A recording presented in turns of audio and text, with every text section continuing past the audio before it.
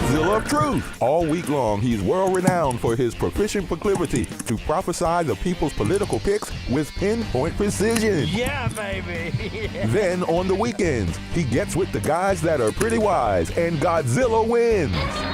Godzilla Wins, the sports picking show for winning dough. Money lines, parlays, over-under, the best plays. You choose the game, Godzilla picks the winners. Get expert analysis, exclusive insights, and have a little fun. When the game is on your mind and money's on the line, Godzilla Wins is your guide to picking winners. Godzilla Wins, on the screens of your TV and favorite devices, commanding radio airwaves far and wide. Before you make that play, hear what the Godzilla crew has to say. Presented by WestVirginiaSportsNation.com, it's time for Godzilla Wins, all across the John Fredericks Media Network. Oh yeah, for entertainment purposes only. Yep. Welcome to Godzilla Wins. Great to have you with us. You are on the #1 sports talk and analysis show in America. Thank you for joining us. We're all over America. That's the cool thing. 9 a.m. to 11 a.m. on Saturday. Don't want to miss this. We got a great lineup today, as always. So much to talk about. We got hockey. We got baseball. We got NFL draft. We've got, well, prime time, falling out of prime time. We've got a lot of stuff going on today, plus our panel, plus our picks, plus college baseball, plus anything else on my son's rundown, which I just, there's a lot of stuff in here. Jack, not with us today. He is at a conference in Denver. As he's studying for his doctorate in Arizona State University. But we've got a great crew. We got a great crew right here. Saxman, when the cat's away, the mice will play. So all Jack's rules go out the window. He can't even tune us in because he's at a conference. So like this is the best possible case that we could possibly have, because he can't text me in the middle of the show and like chastise me for doing stuff because he's not available. This is like, I got this message from him that he couldn't be here and he was in Denver. And I jumped at the chance to have this opportunity. So it's good to have you with us. No holds barred, no rules, freewheeling. Joining us right now on our show across America, all of our radio stations. You can also, of course, get us on our app. Just go to John Fredericks Radio Show. We're on TV right now. You can get us on Apple TV, Roku. What's the other one? Chris, Fire Stick. Just go to the apps, put in my name, John Fredericks. By the time you get the second R, you're good. We're on Getter Live, Twitter Live, X Live, and YouTube Live. So lots of ways to get us, plus the radio, plus our apps. And I want to give a shout out to Al Green, our venerable producer here. Al at Godzilla Wins. Al's been with me for 14 years, still standing. He's threatened to retire. How many times did you threaten to retire, Al? Twice, 2 or 3 times he tried to retire and said no. No retiring for you, bud. You cannot retire. So here he is back again with us. And he's also the voice of the network. If you don't know our network, Al does all of the, what we call in our business, imaging. So that deep voice that you hear all over the radio is Al Green. He just texted and said another threat to Ann coming soon. Okay, well, Al, we'll see. We'll see what happens. I got a great panel today. I'm fired up, as you can tell. Won my 2 hockey bets last night. Winner chicken dinner. Kyle Carrington is with us of WVSportsNation.com. Go to WVSportsNation.com. Also, Matthew the Beast Lumsden is with us now, becoming a regular. Matthew is a professional handicapper and sports analyst. Also should go in the baseball recruiting agent business, which I've encouraged him to do. I think he's got a great career there. And of course, backed by popular demand, he came on one week and we got so many calls to have him as a mainstay. People just coming out of the woodwork. They want Saxman, Chris Saxman of the, I guess you could say, of the Virginia gang, right? Now the Virginia gang is a thing.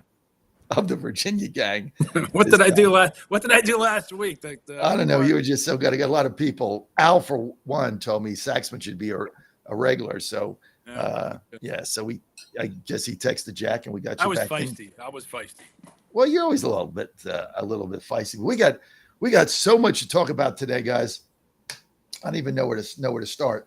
But I will start with saying that this segment, the show actually, is sponsored by the greatest sports website you're ever going to find in West Virginia, WVSportsNation.com, WVSportsNation.com, of which Kyle Carrington is one of our key writers there. And you can go there every day. You can get Mitch, please. You can get our columns. You get the best analysis. We cover all WV sports, WVSportsNation.com, and you're good to go. WVSportsNation.com. Bookmark it. Sign up for our newsletter that comes out every day. So you don't even have to do anything. It just comes right to your inbox. It's free. We never charge for anything. We're a no paywall zone here. No paywalls. Don't believe in them. And doesn't believe in paywalls, so we're never going to get a paywall. But we have advertisers. And with that, we'll talk about a little bit later on. Anyway, great to have you guys with us. That's my opening. And let's go to the draft. Let's just start with the NFL draft. I mean, did anybody think we'd be sitting here, guys? I know we're going to talk about Cam Ward. Did anybody think we'd be sitting here going into, day 3, the 4th round, and Shadon Sanders is still sitting on the sideline? It's almost unbelievable. Look at the quarterbacks picked ahead of him. Jackson Dart, this guy, Saraf or something? Obviously, Cam Ward, others. I got to go right to Kyle here. Start us off. What is going on with Sanders? He was supposed to be a number one pick or first 5, and now he's going to round number 4. I think the NFL is trying to teach him a lesson that there's no man bigger than the shield. I think that they say in his interviews he's been very arrogant, very cocky. So he's coming off as an arrogant guy, and I think they're trying to teach him a lesson. But do I think it's right? No, the kid can play. He completed 74% of his passes. He's a very accurate thrower. I don't think that he has the best intangibles. I don't think that he has the best attitude. So I do not think that they're wrong for evaluating him in this way. But to see Jalen Milroe go off the board before him, Tyler Shock, Jackson Dart, I don't think that there's 5 quarterbacks better than Shador Sanders. And so I'm very surprised and shocked to see this. And I think that it's ridiculous that he didn't get drafted in at least day 2. The website called The Athletic, which is a paid athletic site. So you have to pay for it. It has a paywall. And it's also owned by the New York Times. They had a column on it, or they had a piece on it. And they quoted an anonymous general manager of one of the teams that were in the hunt for him. And he said it was the worst interview that he's ever had in 30 years in the business. He said nothing was even close. He called him arrogant. He called him entitled. He called him an egomaniac. He said that it was about him, not the team, that when asked questions, he blamed teammates, and that he said this guy would be a cancer in a locker room and nobody that we would ever have. And he said, of all the interviews I've ever done, he was the worst. He said, there's no way we would pick him if he was available in the final round. There's no way that we would have this fellow on our team. Kyle, Matthew the Beast. No, I mean, I think Kyle was pretty spot on. I think what you said, obviously, there's been recurring reports that he's not the best intangible guy. Like Kyle said, I don't know if that's a guy you want leading your team. He kind of has a wide receiver 1 personality, but he's more of a QB2. So that's not going to pan out very well. I'm a little surprised because I think that all the quarterbacks in this class outside of Cam Ward, I don't think they're program changing. I don't think they're going to change the dynamic of an organization, but I do think it's just a perfect storm of not an elite quarterback and the personality and nonsense that comes with it. It's just not worth it. What do you think, Saxman? The saying I have in politics and in life is be humble or be humbled. And in the end of the day, I think Mr. Sanders is being humbled by the honest criticism that the people in the NFL who make money in the NFL are saying he's not worth the investment, time, effort, money, whatever you're going to do to invest in this young man to develop him into a leading quarterback. The intangibles matter in that business, especially at that position. You have to lead your team, and everyone has to be behind that guy. And right now, they don't see him as that person. Now, he could develop into that person, but it's not going to be worth a first, second, or third round pick at this point. It could be worth a 5th, 6th, or 7th round pick, sure, but depends upon that situation, depends upon the roster that needs to be improved. But if you want to put him in your QB room, you have to have someone that can grow. And those are tough conversations to have. Actually, not in the NFL. It's very cut and dry. So Mel Kiper, who has never made a dime in the NFL, only on the NFL, can go, suck it. This is just what happens. This is a big business. And, hopefully the young man will learn lessons and grow from it. I hope he does. I hope he becomes a great quarterback in the NFL. But right now, there's just too much riding on it for an NFL franchise to take that risk with a draft pick when they need to improve their team. It's interesting the number of people that weighed in yesterday. Mel Kiper certainly being one of them. Al Green calling it collusion, putting up a little statement on our internal thing there. Our producer, another. I guess it was one of the sports announcers or people compared it to Colin Kaepernick, which I think is an asinine comparison. One's got nothing to do with the other. Kaepernick's not any good. That's why he's not on the team. He just sucks. But then President Trump weighed in, which okay, I asked him about the Washington Redskins and the Oval Office on, what was that, Wednesday. So I guess, I got him going because I know he likes to talk about sports. So I asked him about bringing the Redskins back to, to RFK Stadium. We talked about that yesterday. I asked him about changing the name back, and he just went off for 5 minutes on what a wonderful thing that would be. And he's involved in the negotiations because it's on federal land. But then he weighed in yesterday and said that it was a disgrace that Sanders hadn't been picked, and that, he exalted Deion Sanders, who he's friends with. Did you find that odd, Chris? I never find anything about what Donald Trump does that's stupid, that is odd. I mean, it's just like, okay, he talks about a lot of things, and some of the times he makes sense, and sometimes he's brilliant, and other times you're like, what the hell was that? It's not even a fart in the wind, but it's just one of those moments. He hops on X and he's just going to do what he's going to do. And, again, not a great stock picker. Donald Trump, not a great NFL team owner or a GM. So, what's the harm in putting out a tweet on X to do whatever? Shedeur, look, why are we talking about Shedeur Sanders in the first place? Because of his father. And that's okay. And that's completely fine. I think Deion's a fine man and was a fantastic, one of the best athletes ever, literally one of the best athletes ever. But that doesn't make a great quarterback in the NFL in the 21st century. It just doesn't necessarily. It doesn't, you want to fight entitlement and privilege. Okay, go do it. Is it collusionary? No, it's not collusionary. The NFL just says it's not worth the pick. I don't know how hard that is to agree explain to with someone. that. And I'm going to get back to Kyle if you want to jump in here, but I don't agree with Al. I don't think it's collusion. I think they just don't want him. I mean, look, these guys are greedy. They get a good player. They get a bargain. They're going to take him to help their team. That article in The Athletic, I thought, was a killer. I mean, I read that thing and I'm like, you got to be kidding me. I just wouldn't. And the guy said I wouldn't take him if he was free and because he'd be a cancer in the locker room. Look, it's not that the GMs talk. It's not that the GMs talk or the owners talk. Right. It's the agents that talk.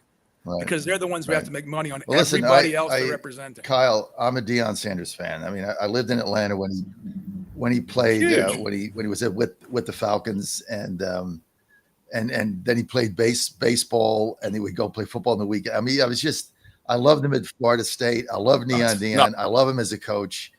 I love everything about him. And I love the fact that he tries to wear a bigger crucifix at football games than the Steelers coach. I love that too. But it's not really about his father, right, Kyle? It's not. I mean, No. Deion Sanders should have nothing to do with this.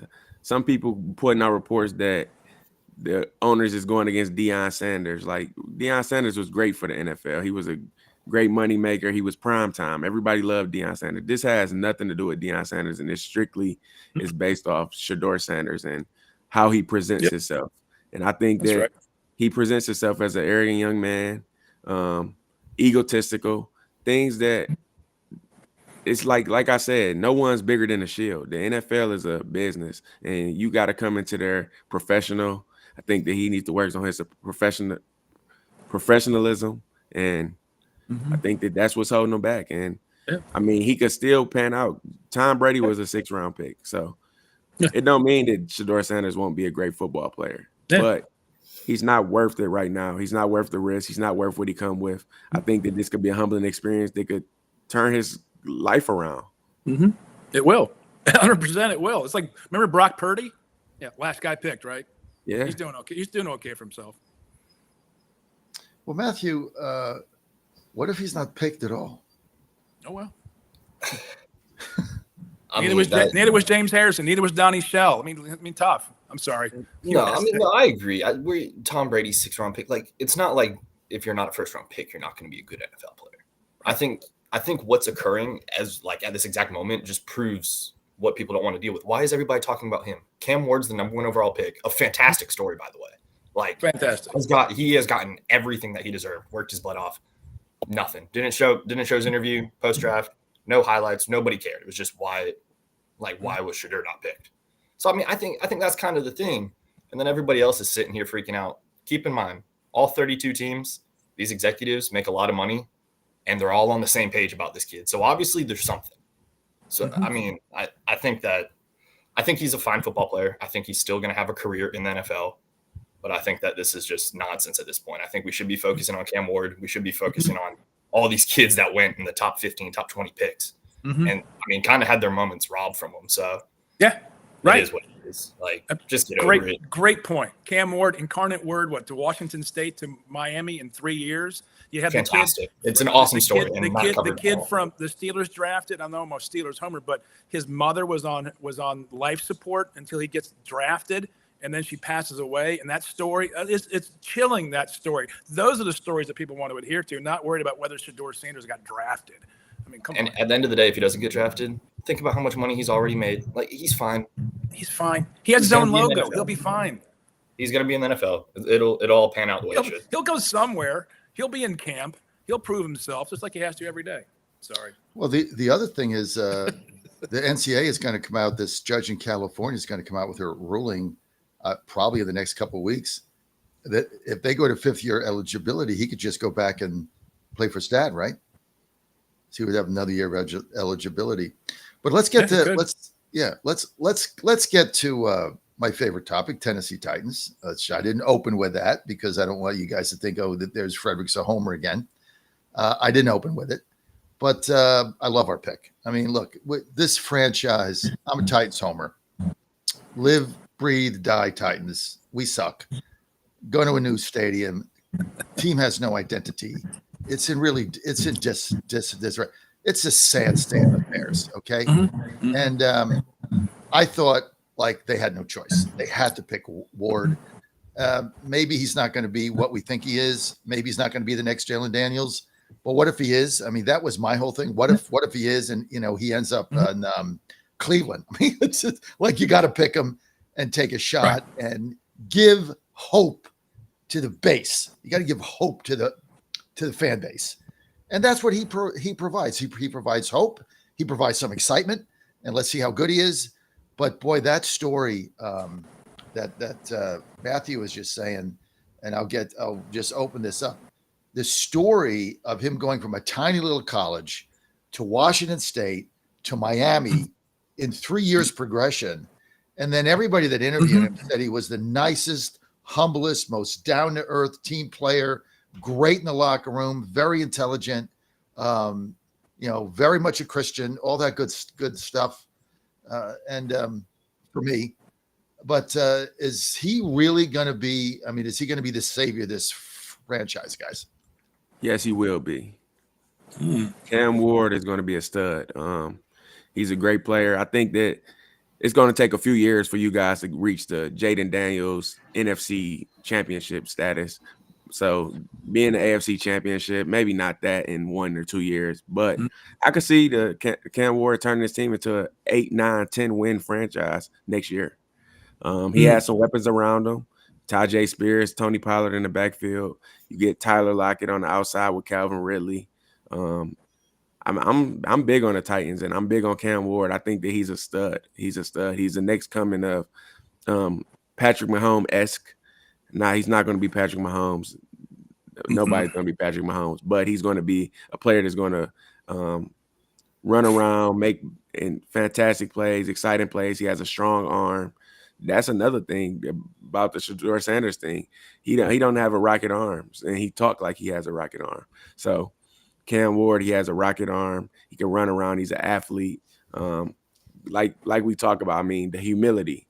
He's been at the bottom. He's seen in Carcer World, FCS school, where he had to start from the lowest of lows. He wasn't a one-star athlete coming out of high school.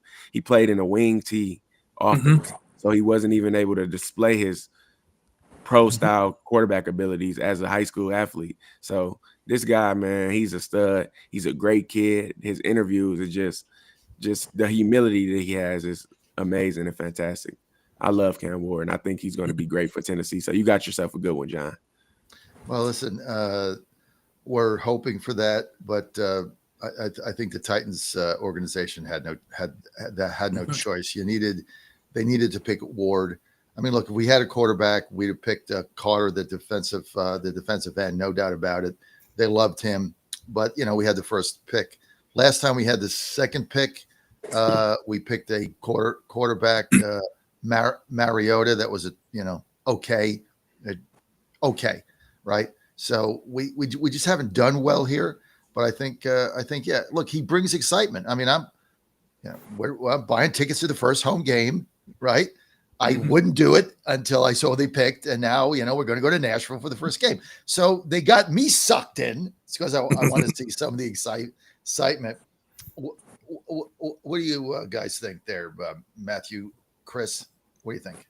I mean, I think home run pick. I think obviously what you said, they couldn't not do it. Right. But I personally, I'm with Kyle on this. I think he's a stud. I mean, everywhere he's went, he's commanded the locker room right out of the gate.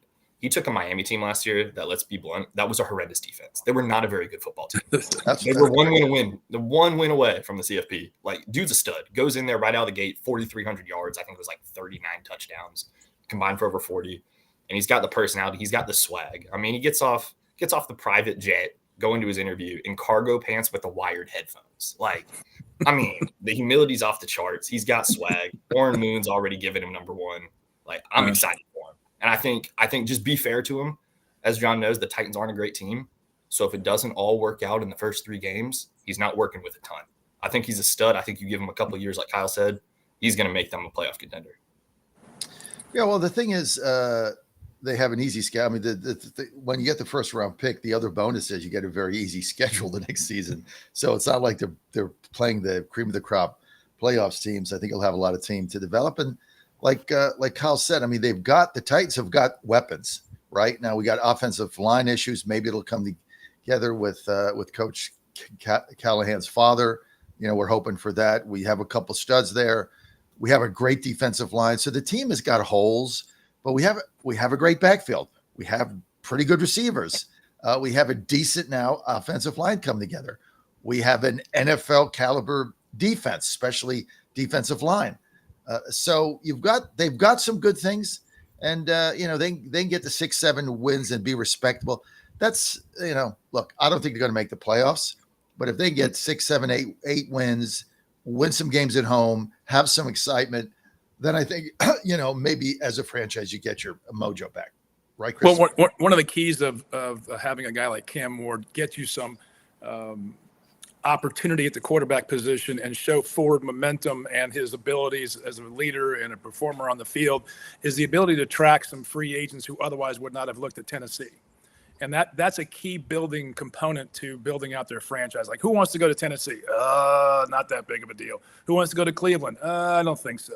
Oh, the Chiefs are offering me more money. I'll take less money and try to win a championship. And so you have that dynamic that builds on itself. Like Washington, when it had Jaden Daniels, was about a year or two ahead of where the Titans are now in the total franchise and how they were developing. And now you have Cam Ward who can come in over 2 or 3 years, hopefully build a solid playoff contending team for many years to come. And I think they have that with this quarterback. We'll see what happens. Let's get to the Jaguars. This is a bold, ballsy move by the youngest GM in the history of NFL football. 32-year-old takes a team over, rolls the dice on day one of draft, right? I mean, it's like he's in Vegas and he's, pushing it all in, trades away huge draft picks in order to trade up with Cleveland to get Travis Hunter. Reaction, guys. I like it. I like it a lot. I mean, he comes in. it's bold. It's bold. Don't get me wrong, but he's throwing it right out of the gate. He's putting his cards out there. He wants to win. He wants to make a statement. And I mean, Travis Hunter's got to be the best athlete to come out of the draft in 10, 15 years. Like, dude's a freak, can dominate both sides of the ball. I love it personally. Yeah, I think Travis Hunter, I mean, we talk about excitement, bringing guys wanting to play with Cam Ward. We talking about guys wanting to be in a destination. I mean, what's more exciting than a two-way player? Like, he's going to be the first of his kind. We haven't seen a guy who plays as many snaps as Travis Hunter. So that excitement alone for Jacksonville, season tickets going to get sold. People want to see Travis Hunter. They want to see this, if this really can work out. So I think that was a bold move, but a smart move, a smart business decision. And I'm not sure that Travis Hunter pans out. I think he's a above average receiver, but average cornerback. So I don't think that he's just that star-studded, but just the excitement that he brings and the talk of this two-way player is a big deal. So I think that Jacksonville made a bold move, but a smart business decision. Great decision to help that defense out. One of the worst scoring defenses in the NFL. If you can bring that point differential down, you're going to win a lot more close games and be in contention going in the fourth quarter. Give Trevor Lawrence a chance to get to 500 this year. And while a defensive back won't get you to 500, it gives you the opportunity to be in position late in the game to get there. And I think it's a great bold move because let's be honest. There are top tier franchises and there are mid tier franchises. Then there's tiers like where the Jacksonville Jaguars, who probably will move to London at some point to take over the European and UK markets. But right now, great pick, great move, bold, gives the folks down in Duval something to root for, something to shoot for, and something to show up for. Took a lot of balls. I didn't like giving up what they gave up, just a lot. But I guess, look, we're gonna, we're in their division, so we play them twice, so we're going to see a lot of Travis Hunter. But I guess they're saying, they thought that because of his value was so high as a two-way player that he was worth what they gave up. But you just got to be careful giving up these picks, except of course if you're the LA Rams and you trade them all away and get veterans in, right? Which is their whole thing. Well, we'll see what happens. It certainly took a lot of gumption to do that, no doubt about it. Raiders draft a running back. I thought like the era of the running back was dead. I thought that was the big thing. I guess the death of the running back was greatly exaggerated, in the words of Mark Twain. I love this pick. by the Raiders. I know it's been against 50-50. If you look at Raiders Nation is, 50 yay, 50 nay. So open it up to Matthew. I mean, I like it. I think clearly what he did at Boise State was borderline unprecedented. I mean, I haven't seen it in my lifetime. So it was impressive. I think more than nay there would be, they have a lot of holes. I don't know if a running back is necessarily going to fix that real quick. I can understand it. I don't think a running back's a game changer. Just in modern football, you got to air it out. You got to be able to put up points quick. But I love the pick. I think he's a great player. I think that should be a pretty good system. Maybe get them back to kind of like that throwback, run it down your throat, mean mug kind of football out there. So I think it could be a pretty good pick. Looking at no. Go ahead. I don't think it's a good pick just due to the fact they don't have a wide receiver one. So you put Ashton Jennings in the backfield where teams could just load the box, get him beat up early on in his career. He's a running back. That's a position you got to hit the hole and meet 250-pound linebackers all game. I don't think that it's a great pick just because what's around him.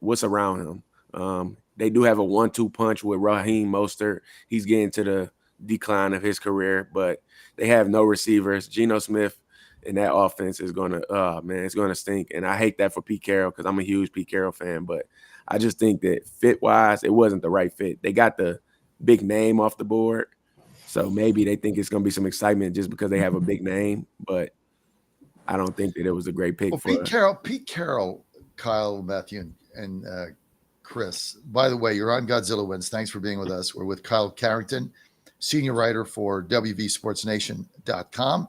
We're also with Matthew the Beast Lumsden. He is a big-time sports analyst and picker, if you will, predictor, I guess would be the right word. Also a budding agent in baseball. I think he's going to be an agent, make tons of money. That's what I think. And of course, the one and only Chris Saxman, Pittsburgh Steelers, Pittsburgh Pirates, Pittsburgh Penguins, insufferable fan, homer, and also a member of the. I'm not insufferable. I'm insuffering. Virginia gang. Also a member of the Virginia gang. Just reintro everybody. Pete Carroll's been known for picking cornerbacks and defensive backs in the first round. That's how he built the Seahawks. Mm-hmm. And everybody made fun of him way back when. And then you had, the Legion of Doom, and nobody wanted to go there and play them because they had the best, hardest hitting, fastest defensive backs in the history of football ever. Why does he go the opposite here, guys?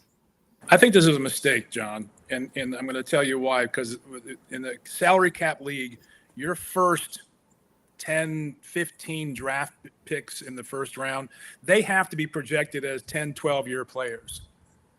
If you bring a running back in who might not make it past the fifth year to get that big deal, it's too big of a risk. And I don't think he's that much better than the other running backs that are in the draft. And if you're going to go running back and you need a running back, this is where you trade down and you stock up other picks to get what Kyle was talking about, to get more wide receivers, to get other pieces that you need, because you just don't have that many young, talented players on rosters that can hold their positions in the field in the NFL. And so I think if running back in the first round's not a great financial move to begin with, because there's plenty of running backs to take that can get the job done. So I don't think he's exponentially that much better to take this kind of a risk this early in the draft. For the Raiders, a team that needs to have better success. You guys anybody else want to weigh in on this? I mean, it's back to Chris Axman's point. The position of running back, you can find production in the later rounds all the time. Running back is they're a dime a dozen. It's a bunch of running backs out here, and the value, if you're going to pick a running back, it got to be a generational talent. And I don't think the Ashton Jennings is generational, nor do I think the Raiders have a line for him or the pieces around him to even make that move. There's some teams that could have used the Ashton Jennings, but I don't think the Raiders was the one. Do you think that Pete Carroll is going to regret coming out of retirement? Yes. That's what I think. Yes. This team, it was an exciting pick, and a lot of Raiders fans are excited about it because he was a big name on the board. So, but the hype is only when you're there in Green Bay, having a beer. And then it ends when reality sets in and you realize your team sucks with or without the guy. And, but to your point, Chris, it was a 5, maybe 5, 6, that's it. Except if you're Derrick Henry, then you just go on forever. You're on Godzilla Wins, guys. This segment brought to you by a couple key advertisers. Number one, WVSportsNation.com. I don't care where you live. You want to see the best sports site on college athletics anywhere, it's WVSportsNation.com. Go check it out just for us. Kyle Carrington, one of our key writers there. You don't want to miss that. WVSportsNation.com. Also brought to you by our longstanding founding sponsor, Rosie's. Go to rosiegaming.com, rosiesgaming.com. And don't forget, if you want to have fun and win money in Virginia, you can go to Rosie's. They have 8 locations around the state. They're in Northern Virginia, Hampton. Let me get them all. Northern Virginia, Hampton, Richmond, right by our studio, by the way, in Rich Vegas, Emporia, Danville, I don't know, other places, Roanoke and Vinton. So they're all over the place. Go to rosiegaming.com, rosiegaming.com. And don't forget, Churchill Downs running Colonial Downs. That meet starts in July. Where will we be, Chris? July, August, and September. I'll be where? Colonial Downs? At our suite in Colonial Downs. We're the only media company in the world that moves their entire operation to a suite in a racetrack for 2 months. Like nobody ever does that. We back a truck up, we bring all the camera equipment, the radio equipment, and that's our base for 2 months at a box at a racetrack. Like, who else does that? Only us. That's because you love the John Fredericks Media Network, which Godzilla Wins is a part of. Good to have you with us. Anyway, go to rosiesgaming.com, rosiesgaming.com. Okay. Next segment here, I'm going to put Saxman in charge, Al, because I have to refresh my 1775 coffee. So Saxman is going to be hosting here for a couple minutes, and we're going to be talking about value picks in the other rounds. 2 down. Go ahead, Sax. Take it away. You're going to give me value picks in the last rounds? That's the second and third. No, the second and third round. I mean, or Steelers. Any value picks you think are out there? Not the first 5 or 6 picks. The one kid that I fell in love with during the football playoffs was that Scatabo kid from Arizona State. I mean, I just want his attitude in my locker room. Is there one that jumps out for y'all? I think the big steal from day 2 was Luther Burden going 39 to Chicago Bears. I'm a Bears fan, so I'm maybe a little biased here, but Luther Burden was a stud. He's a stud. I think that he's the top 2 receiver in this class, and he fell to number 39, so a second-round pick. I think that's a steal for Chicago. And then another guy I was very impressed with that fell a lot was the Boston College edge, Donovan Ezeruku. He went to the Dallas Cowboys. Him being on the other side of Micah Parsons is going to be scary for a lot of offenses. Yeah, helping him out was going to be a big key. Not that we want Dallas to win. Go ahead, yeah, Matthew. No, I love the Luther Burden pick just in terms of value. I think that is a little bit close to kind of what the Raiders did in terms of, I don't know if they really needed Burden, but at that point, it's just he's that good. I think you have to pop him. I mean, I like it. I think the biggest winners yesterday were the Cardinals with Will Johnson and Jordan Burch. I mean, they're a good defense away from really spicing things up in that NFC West, and I think those were fantastic picks. Johnson fell a little bit more than he should have, and Burch is an elite edge rusher coming out of Oregon. So I like those a lot. They say Will Johnson has some knee condition that's scaring teams away. I'm not really sure exactly what that knee condition is, but I was surprised to see Will Johnson fall as well. What team do you think helped themselves the most in the first 3 rounds of the NFL draft? Chicago Bears. Okay, not your own team. I would say the Baltimore Ravens did themselves a justice. They drafted Mike Green. I think that he was a top 10 projected pick, and now they got him at number 59. The value in that pick was big. The Baltimore Ravens, they need to bolster their defense, help Lamar Jackson get him one. I think they're so close in the AFC. I think that bolstering their defense will help that them get over that hump. So I'm going to go Baltimore Ravens. Matthew? Yeah, I definitely like the Ravens one, especially with Starks, and then obviously what he said with Green. I'm going to stick with the Cardinals here. I think that those 2 picks in the second round, third round, I think those are great picks, bolster up a very much needed defensive thing. And then I guess you could throw the Titans in if Cam Ward pans out. Yeah, the one that really pains me the most is probably the Cleveland Browns. I think they've had a very good draft. I think they did well with the trade down with the Jaguars, picking up extra picks, and I think they had 3 in the top 34 or 5 that are really going to be productive for a team that needs something. They absolutely screwed up on Deshaun Watson, having followed up on their Johnny Manziel picks for quarterback, and they have just crushed that organization, and then they're going into a stadium build as well. So as much as it pains me, and I grew up hating the Browns when the Steelers were the worst team in the NFL, and we were like 1-13 in the league, and we grew up hating Art Modell and the Cleveland Browns. And when they moved to Baltimore, I got to hate them twice as much because they're the old Browns and the new Ravens in our division. So anytime one of those teams does well, it pains me. But I have to say, with all objectivity, and not because I'm looking at the division, I just think the Cleveland Browns did quite well in the first 2 days in the NFL draft. What are you looking for day 3? What are you looking for day 3? I want to see where Shador goes. Honestly, I think that back to the Shador thing. At this point, it's morbid Yeah, like curiosity. where's isn't Shador it? Sanders going? That's what I'm looking for. Well, he's on the board as the number one, as the best available pick. Of course, that's been since the first day for Mel Yeah. Kiper. So the Shador question is answered today. Do you think he gets drafted? At this point, I don't know. Who knows? Yeah. Who cares? I don't. I don't. I mean, it's curiosity more than anything else. Morbid Yeah. curiosity. So the Shador question. How about you? No, I think Matthew? obviously everybody at this point just who pulls the trigger on Shador. I'm also curious. I'm curious where Scatabo goes. Like you said, I think if he goes to a seasoned offense that kind of just needs a bullier, kind of like a little 1-2 punch, I like it. Also extremely curious about Jalen Royals, wide receiver out of Utah State. Watched him quite a few times this year, and I think he's a stud. So I'm curious to see if he can get in the right offensive system. He could be impactful year one. Well, who's the next quarterback pick then? Let's go. I mean, are we talking about Quinn Ewers? What are we looking at?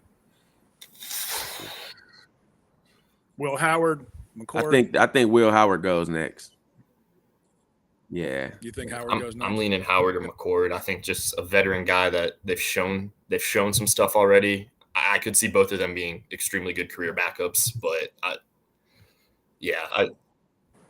Did you see the backdrop for Quinn Ewers?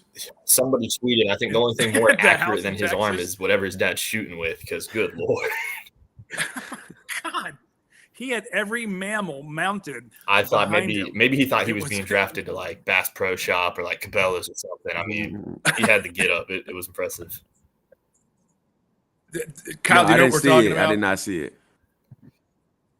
Well, they went to the camera with the guy in the room, and his dad's walking, and there are more mounted dead animals up on the wall, including a Tyrannosaurus Rex. If you saw Wow. that off to the side there, but like deer and antelope and and not just a couple. It was a couple dozen mounted behind him. It was like the most intimidating, masculine. I've killed everything in the world, and I mounted it to the wall because that's how I spend my time on the weekends with my son, is killing things. Wow. And you're just like, damn. You need that accuracy on the field. I'm telling you what. NFL draft. At the end of the day, who do you think comes out the best team in the draft so far? I mean, not so far. At the end of the day, who comes out and has done that much work to get it all done? I'm going to piggyback on what you said. I think the Cleveland Browns, all the picks they received, I mean, you get that many picks, you got to win some of them. So I think the Cleveland Browns is the guys who will come out with a win. Trading back to number 5 trading back to number 2 pick was a very smart decision for them. Yeah, no, I think in terms of this year, that's obviously going to depend how do these first round. I mean, if Cam Ward comes out and turns Tennessee into a 9-win team, 8-win team, I think you got to go there. But if you're looking down the road, I think you spot on with Cleveland getting all those picks. I mean, next year you got the possibility of, I think, Arch Manning. It's like Drew Aller, Cade Klubnik, Nussmeier. I think it's a much deeper draft for quarterbacks with an easier chance to possibly get one for your future. Yeah, and that's what these GMs fail to. As much as every fan in the NFL wants their team to be in the playoffs, building a team in the NFL is a very hard sell to fans who are just rabid and want to come to the games and go to Buffalo Wild Wings and drink their beer on the weekends, and they want to win. And it's hard to sell long-term builds, and you have to build through the draft. There's no other way financially to do it in this league. It's a salary cap league, and you have to build out from the ball to the end zone. You got to build out from the center to the guards, to the tackles, to the ends, and into your skilled receivers. And sometimes a lot of franchises don't have the discipline to do that long term, and it's a very difficult proposition at best. And that's why the best franchises are the ones who are able to do that, bite the bullet, and over time stock the shelves, if you will, with the talent necessary to win over the long haul. And I look at my own Steelers, and they haven't won a playoff game, I think, since like 2016 or whatever the hell it's been. It's been a long time, but they've also not had a losing season. So they're competitive and they're there, and that's nothing to be sneezed at in the NFL. And a lot of people do. And when John was talking about, what first round number one picks. I mean, the Steelers haven't had a number one pick since 1970. And that's a hell of a statistic when you haven't had the number one pick. Whereas their cohorts in the city of Pittsburgh have had numerous first-round number one picks in the major leagues and National Hockey League, more so in Major League Baseball. But that's if you don't get off that schneid, if you're not talking about we need to have that franchise-turning talent in the first 10 picks, you're in a bad position to begin with, and that just happens with the kind of league that the NFL is. You have to have a roster that can carry you and have depth. There's not a lot of players. If you think about it, was like 53 is the roster these days? 53-man roster. I think that should be expanded to at least 60 and it is because they carry so many in the practice squad. But let's just be honest and call it for what it is. Just put them on the field in case something happens to the other folks. As a Steeler fan, what do you think the Steelers do about the quarterback position? I think they've already done it, haven't they? They've said we don't need Shedeur Sanders. We're not looking to take a reach on Ewers or McCord or anyone else. They could have taken anyone. They could have taken Jackson Dart and didn't. And they've said Mason Rudolph is good. And I got a lot of crap yesterday on John's show for saying that, obviously the Steelers are okay with Mason Rudolph. And they were like, oh, Mason Rudolph. I'm like, he's got a winning record with the Steelers.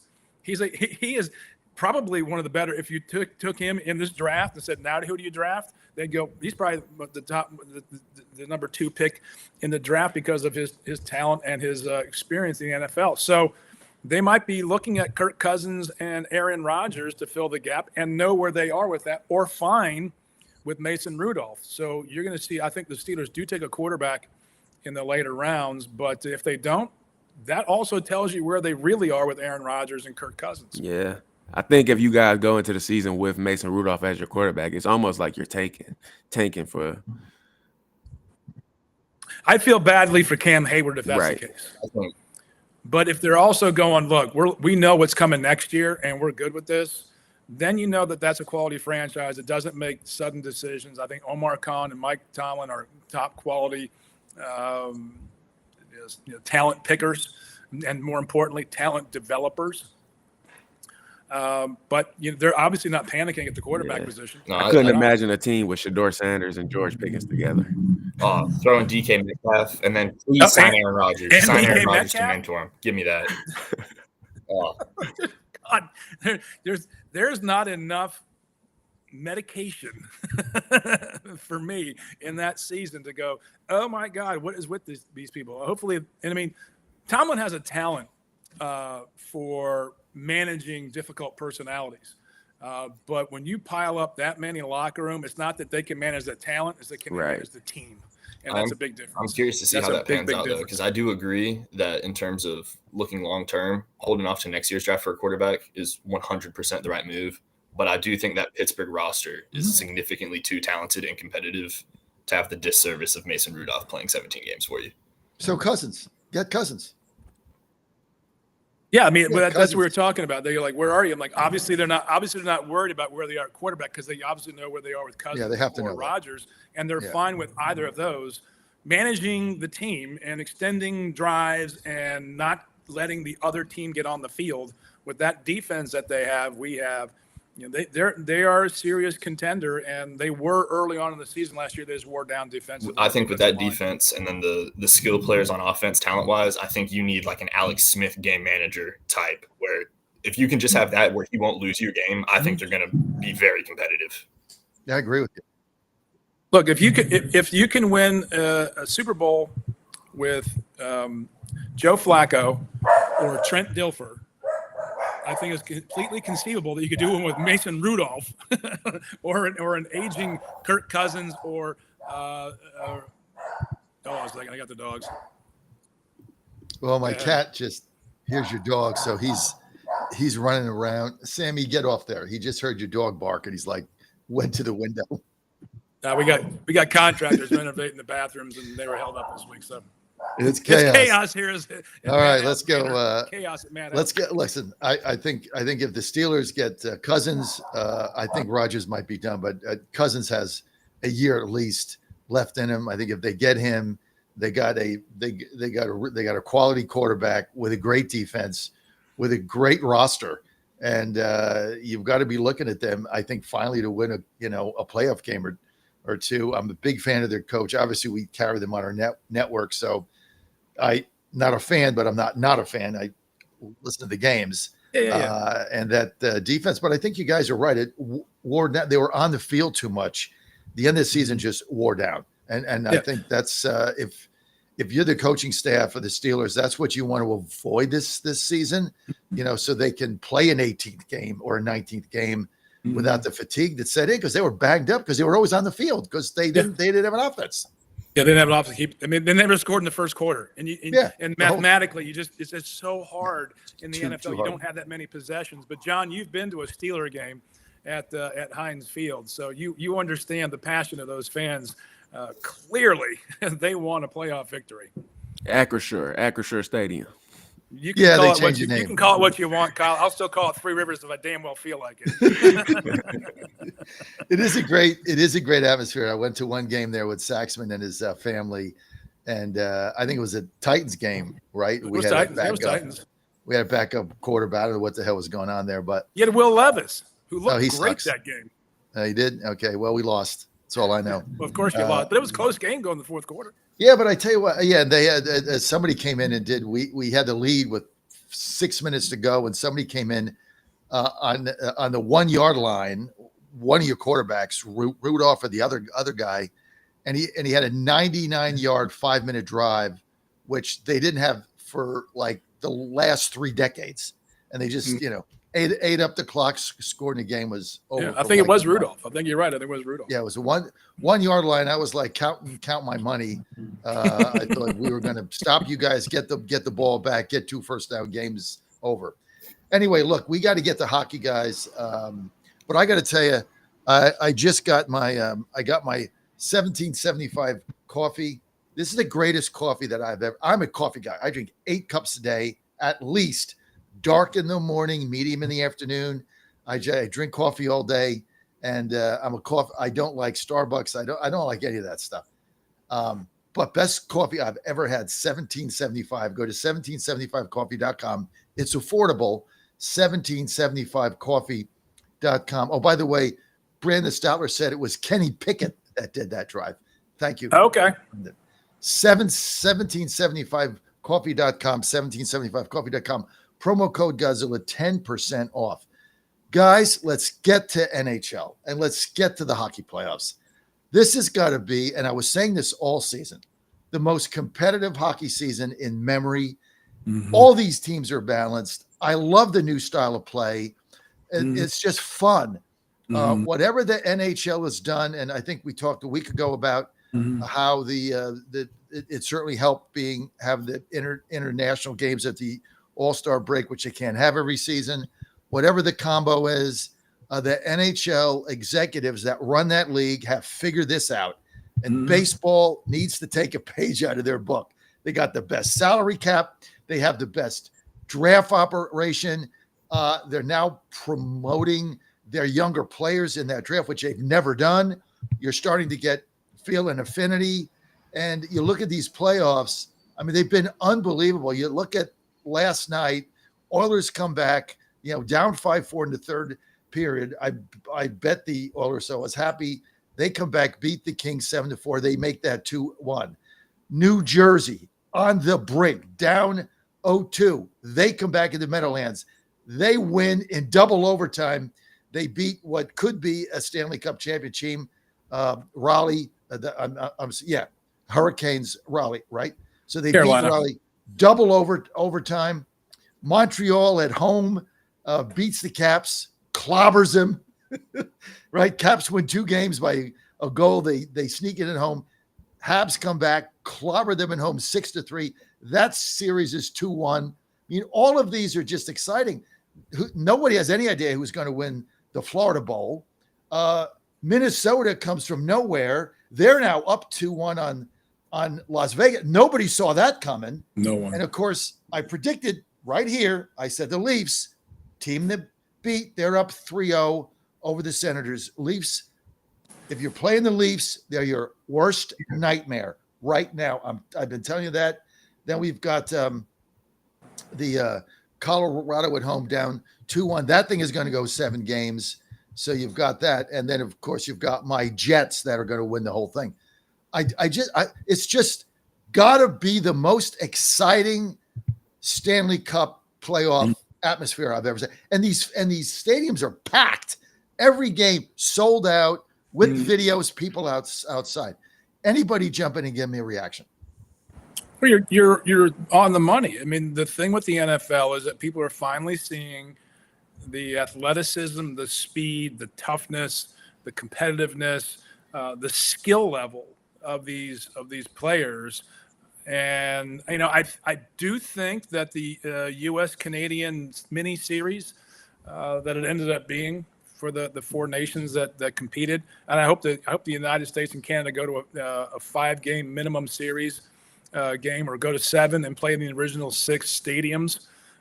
Would be a fantastic way to do this thing, to really just spike the football, and what a great sport this is to watch. And now with HD television, you can follow the puck and do that. But it's the hot goalies down the stretch, and that'll be the determining factor who wins the Stanley Cup. But it's the hardest trophy to win in sports.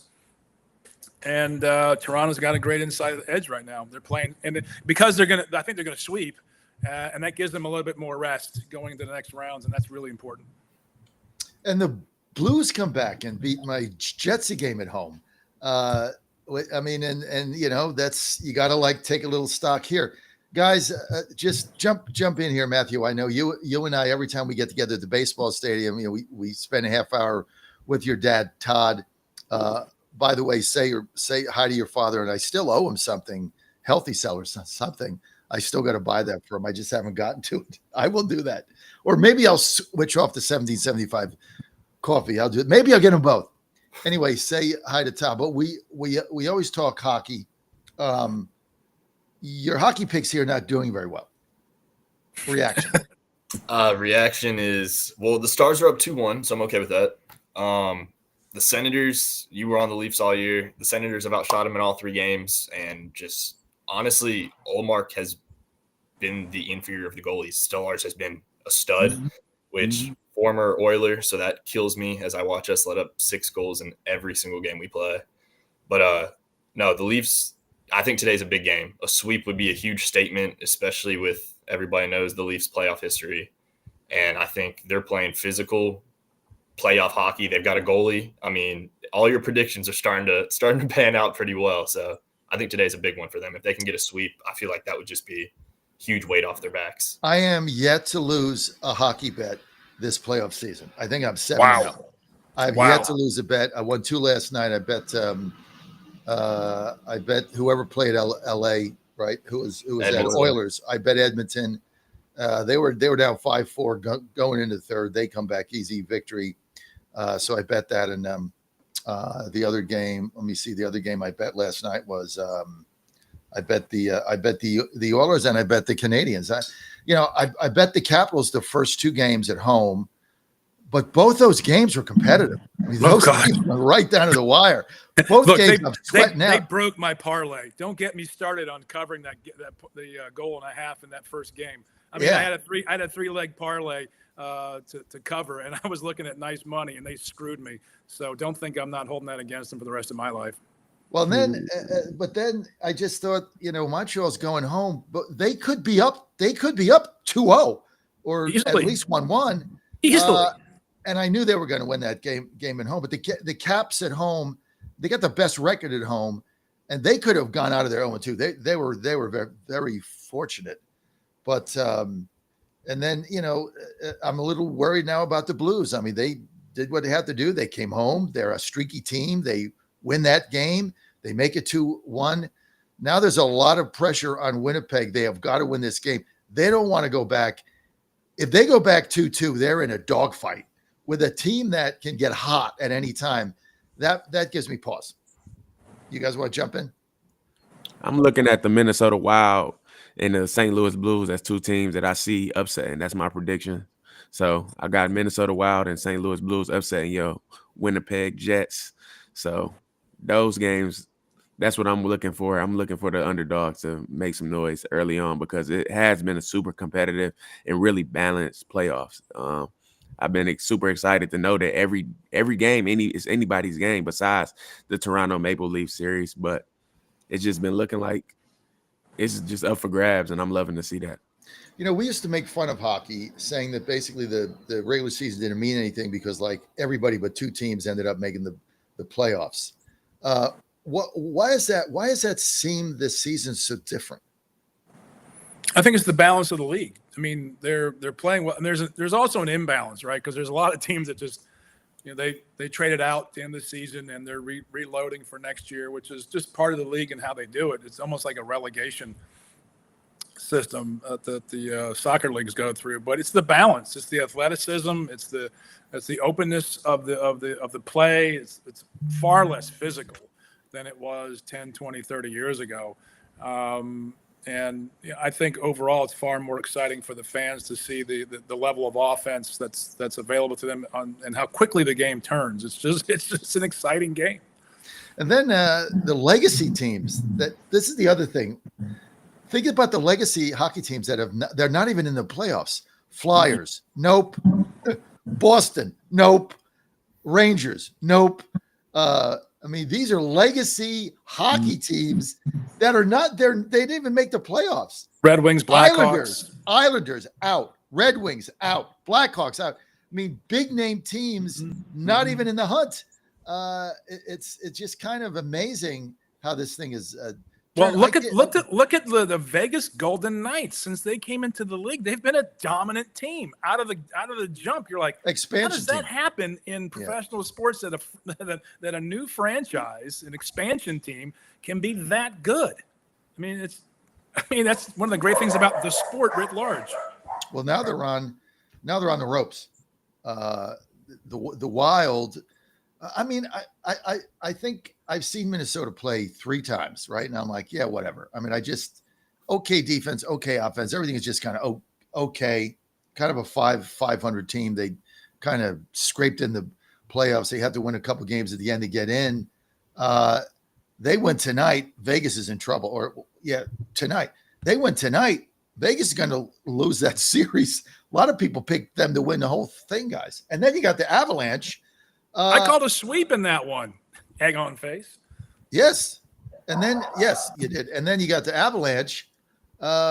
Basically, they have got to win this game at home tonight or they're done. They go back to Dallas down 3-1. Good luck. So kind of interesting. Dallas is my Stanley Cup projection, by the way. So I'm loving it if they can get the 3-1 lead on the Avalanche. Yeah, they go up 3-1 back to Dallas. They've had no Robertson or Heiskanen, which is their leading scorer, and Heiskanen is the heart and soul of that team, especially defensively. And they're up 3-1 going back home. I mean, I think it goes to say Jake Ottinger. That's been my debate with John. Jake Ottinger, best goalie in the NHL. Why is that? Dude just does it every year. I mean, puts up crazy good numbers. Obviously – was on the Four Nations team, but John's guy Hellebuck was the number 1. I've never seen Hellebuck do it in the postseason. I'm riding with Kyle on this one. I'm all stars all the way. All right, so let's make predictions on who wins these series. And somebody was Christine. I'm sorry, Chris, for laughing. Christine Bowserman, my political director, was commenting to me all week. Saxman's best friend was commenting to me all week. She said, God, you seem so tired. Why are you so tired? You look so tired on TV. And I'm like, oh, no, I'm fine. And I'm thinking to myself, yeah, because I'm up till 11 o'clock watching all these hockey games I'm betting. Like, you can't turn them off. Like, you're just waiting for a game that's like, 6-3 in the second period, and I can just go to bed. But they're all tied, and so you can't go to bed. And so you get like 4 hours of sleep a night watching these hockey games go on. I mean, it's just too much fun. I'm having so much fun watching them. And I got to get to a Caps game. I told that to Ben.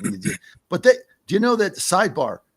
You know that the Caps banned Ben Tribbett, were the greatest Caps fans ever. Friend of ours, guys, sidebar is on the Virginia gang. You know they banned him from Capitals Arena. Like he can't go to see a Caps game. Why? because he was lobbying for the Caps to move to Northern Virginia. Oh, that's with right. They Governor took his Youngkin. tickets. With Governor Youngkin. They canceled his tickets. So they canceled tickets and banned him from going to the game. These guys thought he was like the biggest Caps fan ever. He had all garb on. He went to every game, season ticket holders. Oh, I've been to Caps games with They him. banned him and threw him out because he lobbied for Youngkin. Unbelievable. Okay, let's make some predictions here. No, because he stopped the stadium from moving. Well, yeah. Well, he wanted them to move. He wanted them to move. No, all the way around. The other way around? Yeah, he stopped because he was Louise Lucas's.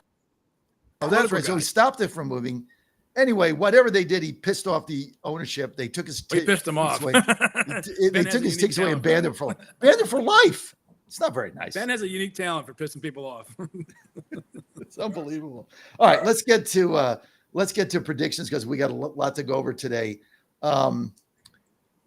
The Florida Bowl. Who's going to win that, Kyle? Florida Panthers. Yeah. They got the 2-0 lead. I mean, they playing with a 2-game deficit, coming from a 2-game deficit. I'm going Florida Panthers. Panthers. Matthew? I mean, yeah, it's pretty straightforward. They were the best team in the NHL to the Four Nations. Then they ran into some injuries. They got to Chuck back, who is without a doubt the heart and soul of that team. Ekblad's back. Barkov's coming. Barkov's back. Ekblad should be back tonight. I mean, they're going back home. That series, I think, is over. Yeah. Same thing, Sachs. Panthers. Okay. Vegas Wild. I'll start.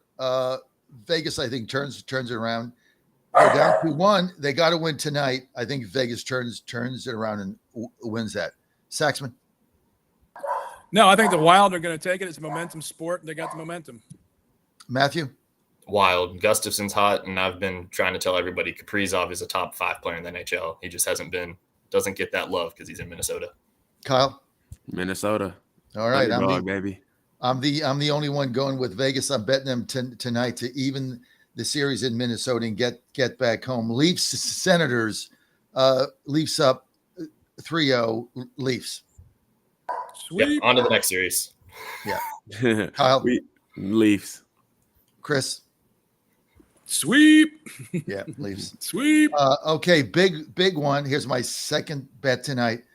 Dallas, Colorado. I cannot see Colorado losing another game at home. So I think Colorado wins this game, and I think they win this series as a result of it. Kyle? Dallas Stars. That's my Stanley Cup prediction. Matthew? I'm going to go Avs tonight, but Dallas in the series. All right.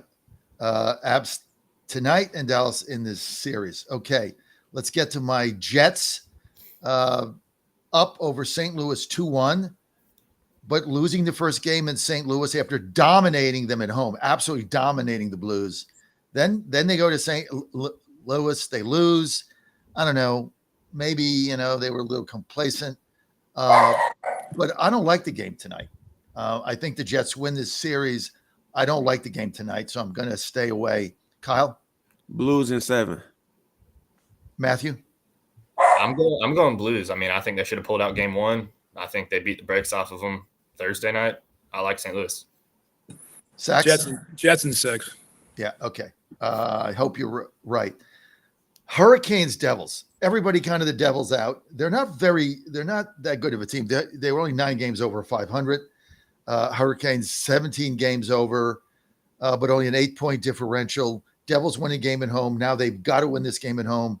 But I think Raleigh's a better team, so I'm going to go with. I'm not betting the game tonight, but I like Raleigh to get out of there with the series win. Chris. Yeah, I think the Hurricanes win here. I think it's at least 4-2, if not 4-1. Matthew. Yeah, no Jack Hughes is too much for that offense to overcome. I'm going Hurricanes for sure. Kyle? Canes in 5. All right. Okay, so you think the Canes are going to win tonight? Yes. Yeah, I might bet. I haven't made my mind up. They're well, you need to make up your mind so I can play some bets. Do you want to get on it? Well, they're minus 170 on the road. I just don't like that. I need you to focus. I just need the picks. Just give me your picks. You're the Hurricanes. hot guy right now. Hurricanes. Okay. This is not hard. Caps, Habs. tonight? No, Sunday night. Caps, Habs. Who's going to win the game and who's going to win this series? Caps up 2-1 in Montreal. Kyle. I think Montreal win on Sunday, but I still think the Caps pull it out in 7. Matthew. I'm going Caps Sunday and Caps in 6. I'm not betting the. I think the Caps win this series in 7 games, winning all the home games. They just can't get beat at home, but they suck on the road. And Montreal's been the biggest overachiever hockey team this season, north of St. Louis. So I'm going to go. I think the Caps win it. I think it's in 7. I don't like the game on Sunday night. Saxman. Agreed. Yeah, I mean, there's something about the mystique of the Canadians at home you don't want to play with if you lost momentum. There's when you go in that building, you're on your own. And exactly. That's hard. Yeah, it's hard. It's hard and, to win and there. Look, as much as we respect and admire Alexander Ovechkin, and he's far more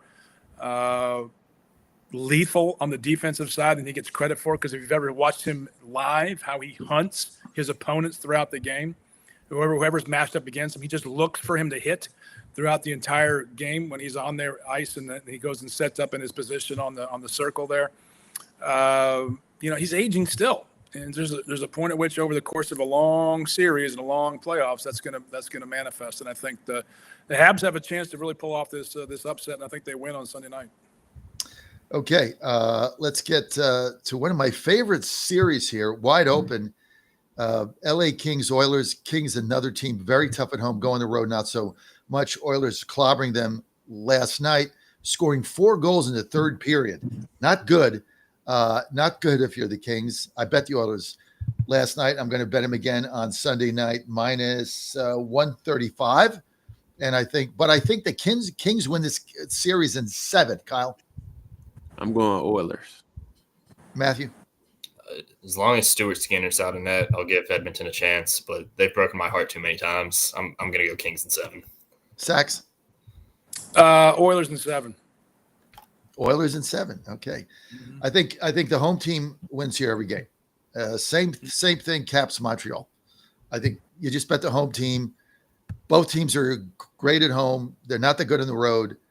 There's something about when the Caps play at home, they just don't lose. I don't know what the hell goes on there in that arena, but they just don't lose. Okay. All right. Who's going to win the cup? Around the room quickly. Kyle? Dallas Stars. Matthew? Stars. Sax? Maple Leafs. Jets. Okay. Thank you, guys. That's our hockey for today. And again, recap on tonight's games. Here are my picks in case we run out of time. I like one game tonight. I like 2 games. I like Vegas minus 150 on the road over the Wild, and Colorado minus 185 at home. They have to win that game or their season's over. So those are my 2 picks tonight. College baseball. Well, here we are again, folks. West Virginia wins again. I'll see you later. I'm going to sign off. All right, Chris. Bye. Thank you. Gentlemen. All right, guys. See you. Saxman, thank you. Let's get to college baseball. West Virginia University wins again last night, 4-1. Pitching lights out. Griffin Kern had a couple bad outings there. Somewhere in the middle was good. Then he had a couple shaky ones. Now he's just been unbelievable as their Friday night starter. Then they bring in Reese Bassinger. He's a little shaky.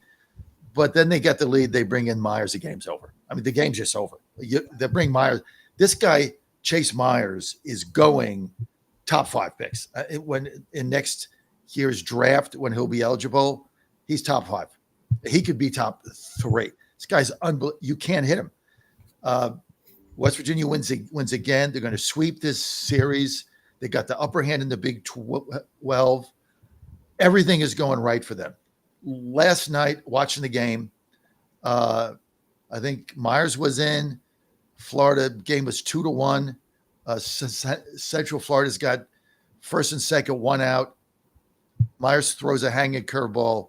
whoever the batter is, hits probably a ball 110 miles an hour. He scorches it right at the shortstop, Brody Cresser, catches it, throws it to second, double play, inning over.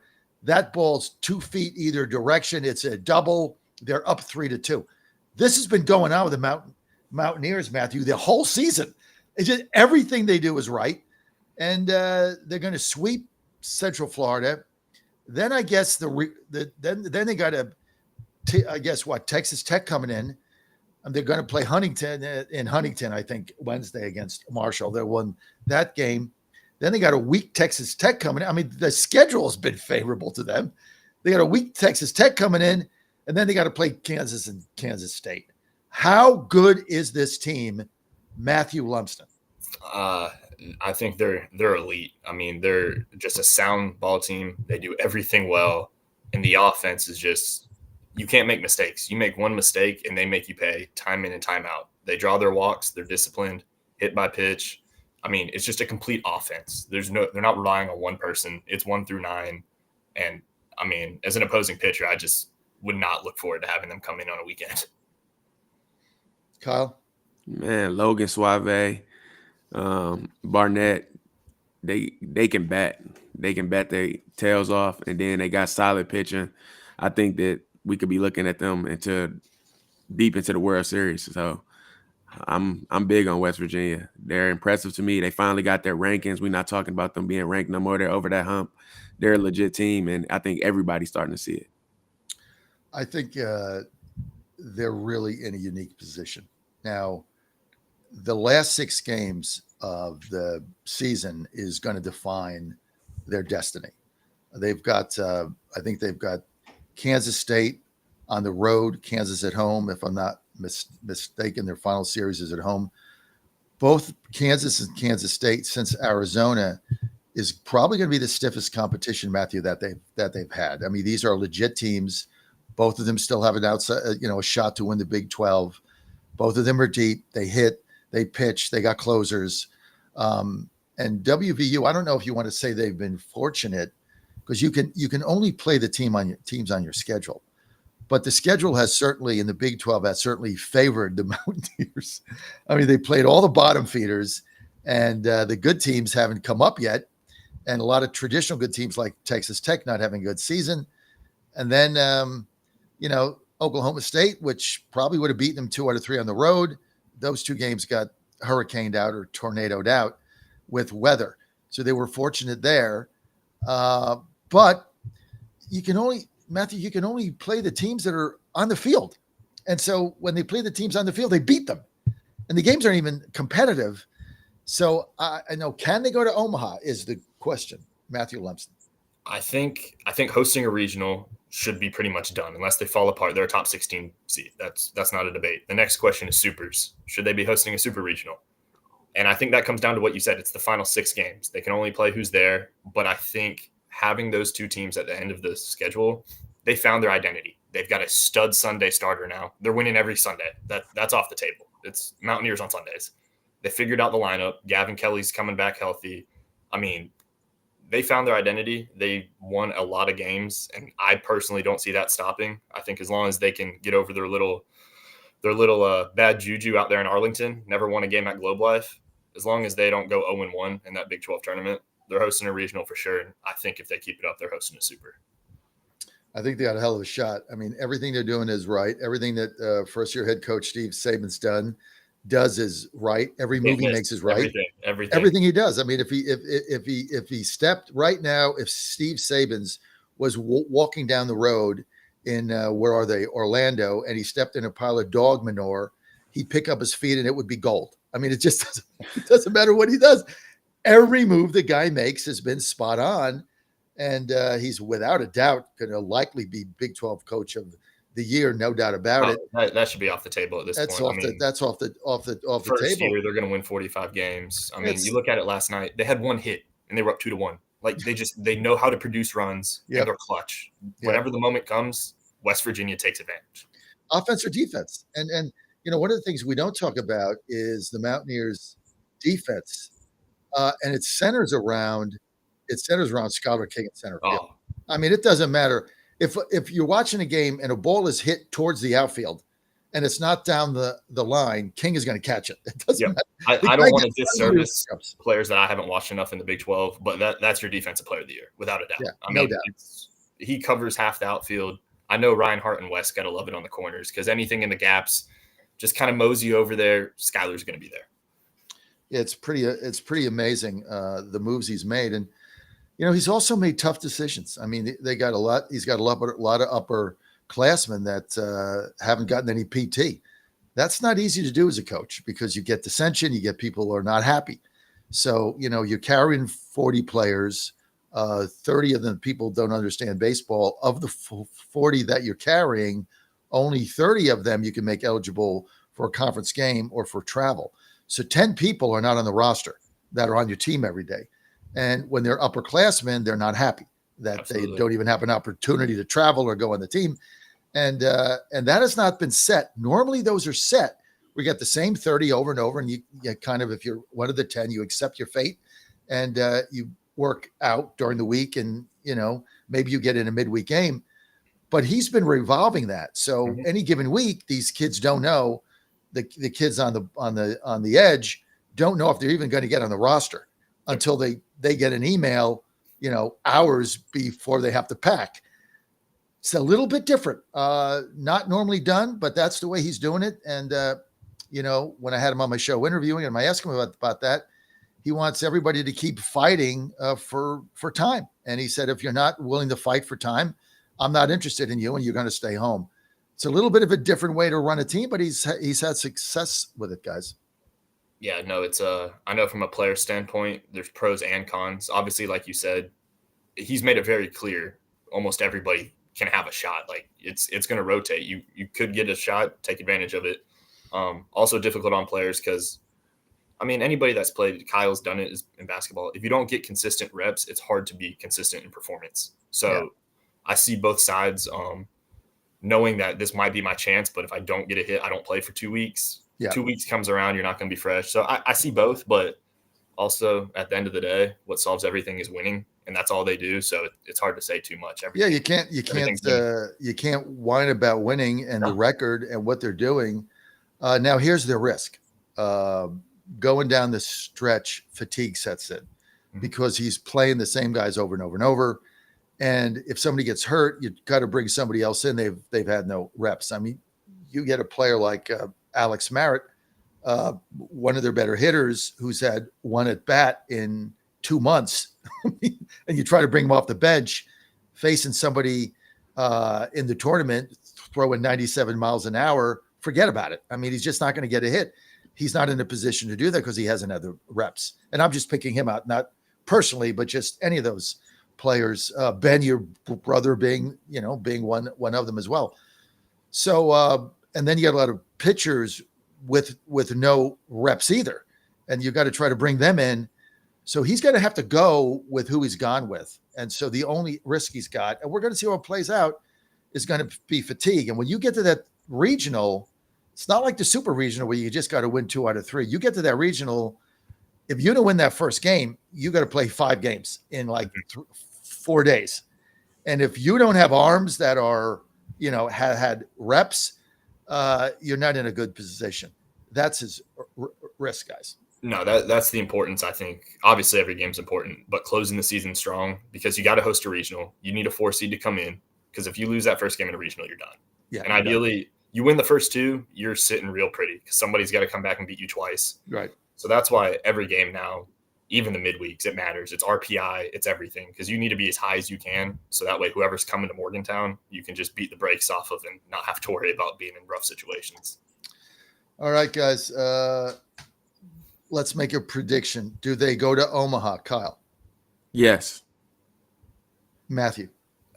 I think it's going to be very draw dependent. I think there's a couple teams in the top 5 where if they had to go on the road for a super, they can beat them, but I'm going to go no.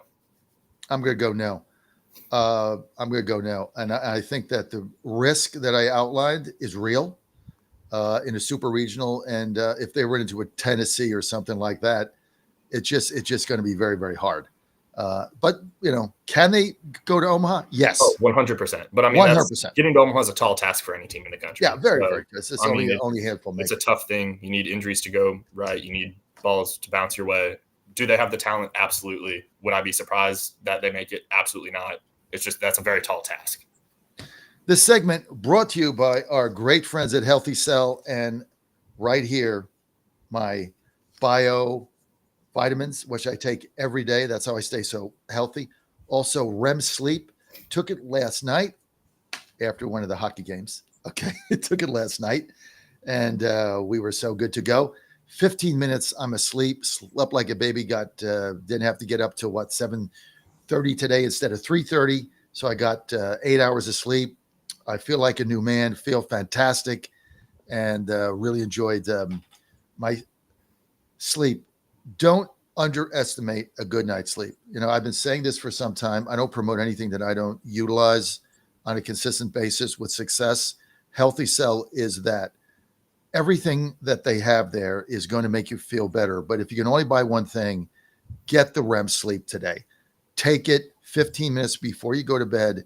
It is going to change your whole attitude because you're going to get in that deep sleep. You're going to stay there. It's all natural. It's just great stuff. So all you have to do, folks, is go to healthycell.com/Godzilla, promo code Godzilla. You're going to get 20% off. Get your REM sleep, get a couple boxes of it. And even if you can only get 6.5 or 7 hours, you want to be sure you're in that deep sleep and you're going to jump out of bed feeling great.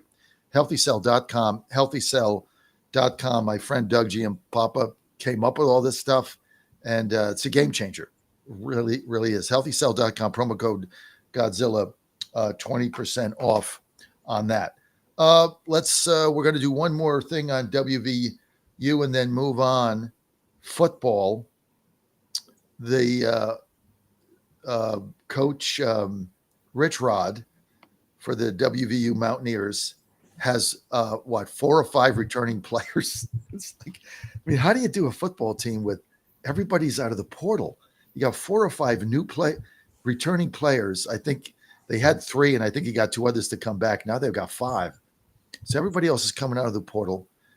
He's getting criticism for putting together what you might say is a weak schedule. He didn't put Penn State on the schedule. But I don't really think he has a choice. I mean, you got a brand new team, you got a brand new coach, you got all brand new coaches. Everything is new. I mean, why would you load your schedule up with difficult teams?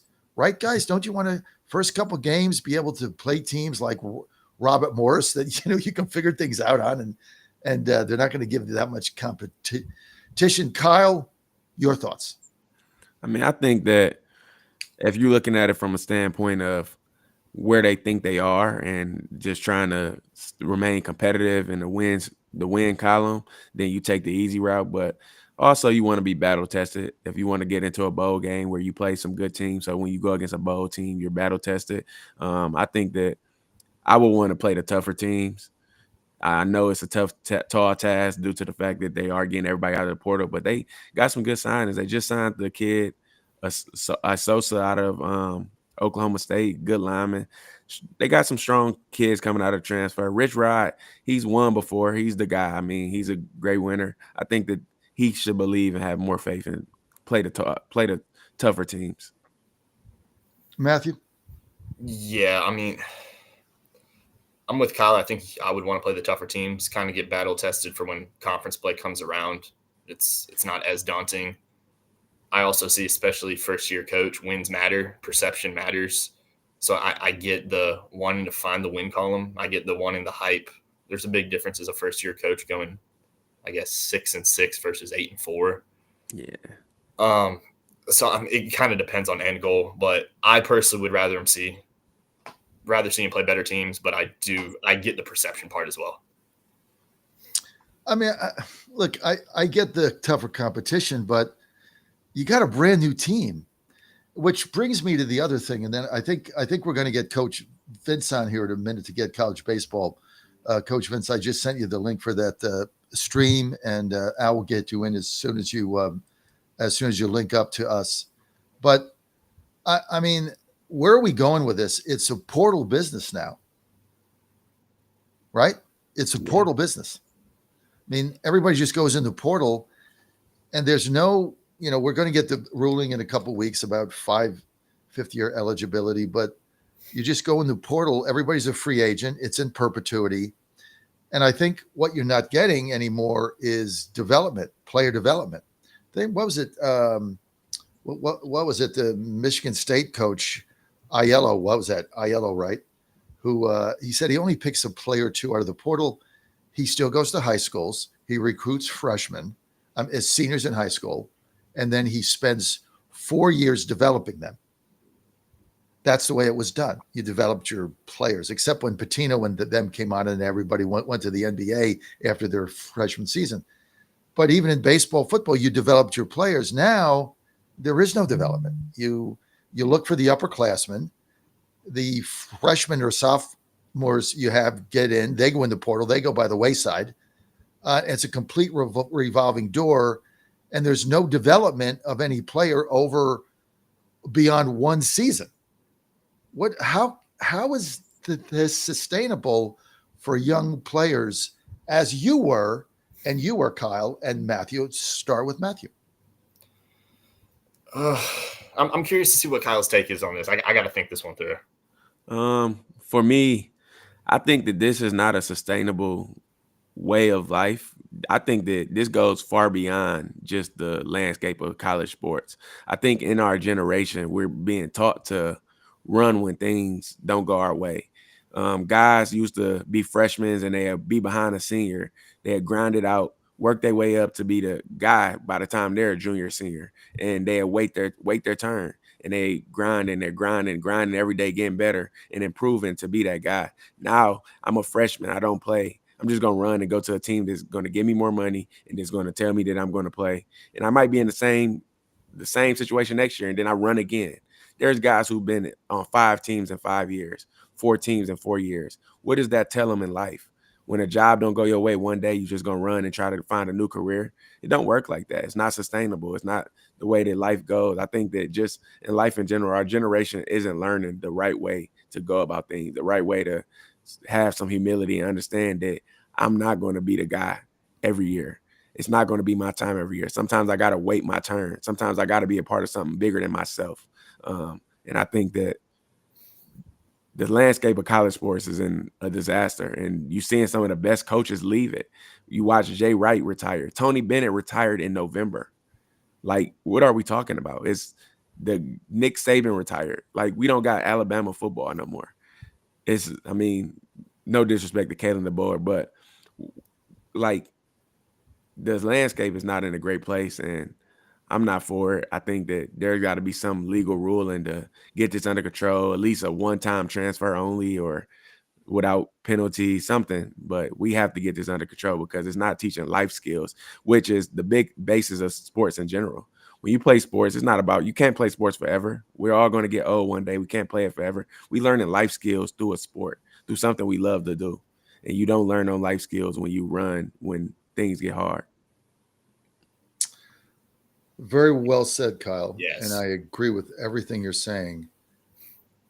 The reality of it, though, is in the past, when you were a freshman or a sophomore, and you were fighting to get up, and there was a senior or a junior in front of you, and you were developing yourself for the next season, and maybe you got an at bat, or you got a play, or you got you're playing basketball, you get a couple of minutes here and there, trying to improve your game, like you say, grinding, because you've got freshmen coming up. They're out there recruiting him. You want to be able to do that, no question about it. But here's the problem you've got now, Kyle, is let's say you're a sophomore and you're fighting, but you've got a senior and a junior in front of you, but that senior is going to graduate. You've been developing. And you say, hey, I'm going to finally get my shot now, and I'm going to be the guy. Well, then you wake up one day, and let's say you're playing first base, and now you're going to be the guy. You get up one day, and they just got a senior out of the portal that hit 310 with 27 homers at some D2 school and promised him that he was going to start. They got to promise him that to get him there, okay? So this is the reality of it now, right? The returning player has no leverage and no promises. keep grinding. It's all going to work out, right? Stay with us. Keep grinding. Here's another $10,000, NIL, whatever. Then you look in the portal and they got some senior that they paid a lot more money to. And to get him, they had to promise, I'm going to give you this. You're going to start until you prove to me you can't.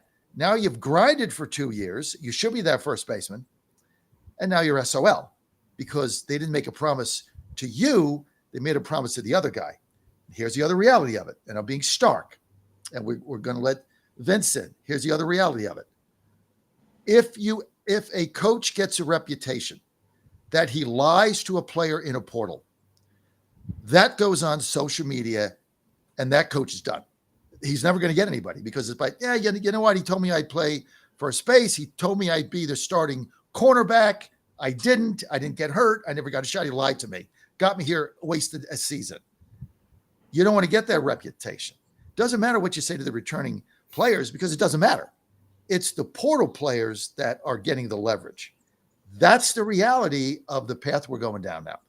So everything you said is right. I would like us to get back there where it was about development and character and learning, but now it's about money and promises and the portal and immediate impact. Let's bring in, talking about college athletics, let's bring in one of my favorite coaches of all time, Coach Vince in Bakersfield. Coaches one of the better JUCOs for baseball in the nation. Vince, I would screw your last name up, so just say it. Last name's pronounced Mayoko. Mayoko. Okay. I was calling Coach Vince. We're just talking about the portal, the promises made, and people are grinding, but then they get iced out because somebody else comes in. And this seems to be the new way now. What are your thoughts on this whole thing, Vince? Well, it's interesting. When I heard you guys kind of going in this direction, I'm here. I got to reach out to you guys. We were, as a coaching staff, we were just talking about this the other day. And there's been a lot of surveys and kind of investigation into when a kid reaches 17, 18 years of age and they go to a 4-year program or any college program, it takes 3 to 4 years to reprogram fundamentals, mechanics that maybe that individual has not acquired to that coach's liking. And that's a problem with being at a JUCO, is just about the time the kid has bought in and they're doing things what we want them to do, we lose them. They're off to the 4-year university. And so we don't really reap the rewards of seeing that kid develop and from where they started and where they ended. And I don't know how they do it with the portal. With one of your guest speakers here mentioned kids are being at 4 different universities in 4 years, and in some cases 5 universities in 5 years, and that is a fact. That is happening, and there is no development. If that's the case, it's just let's out talent the opposition, And if a guy, because he's a crappy base runner and hasn't been taught the proper way to base run, we're gonna have to wear it, and hopefully he can get us a bases clearing double and maybe not get thrown out as he's rounding second base. But it's wow, it's a different era of coaching athletics at the college level, that's for sure. And Vince, I'm gonna get Colin Matthew involved here in a second, but I was talking to somebody the other day.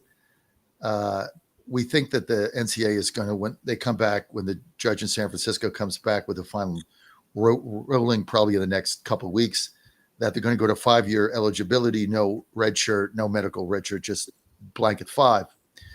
And then you can play for JUCO for 2 years. So you could be a 25-year-old playing baseball. You could be 25.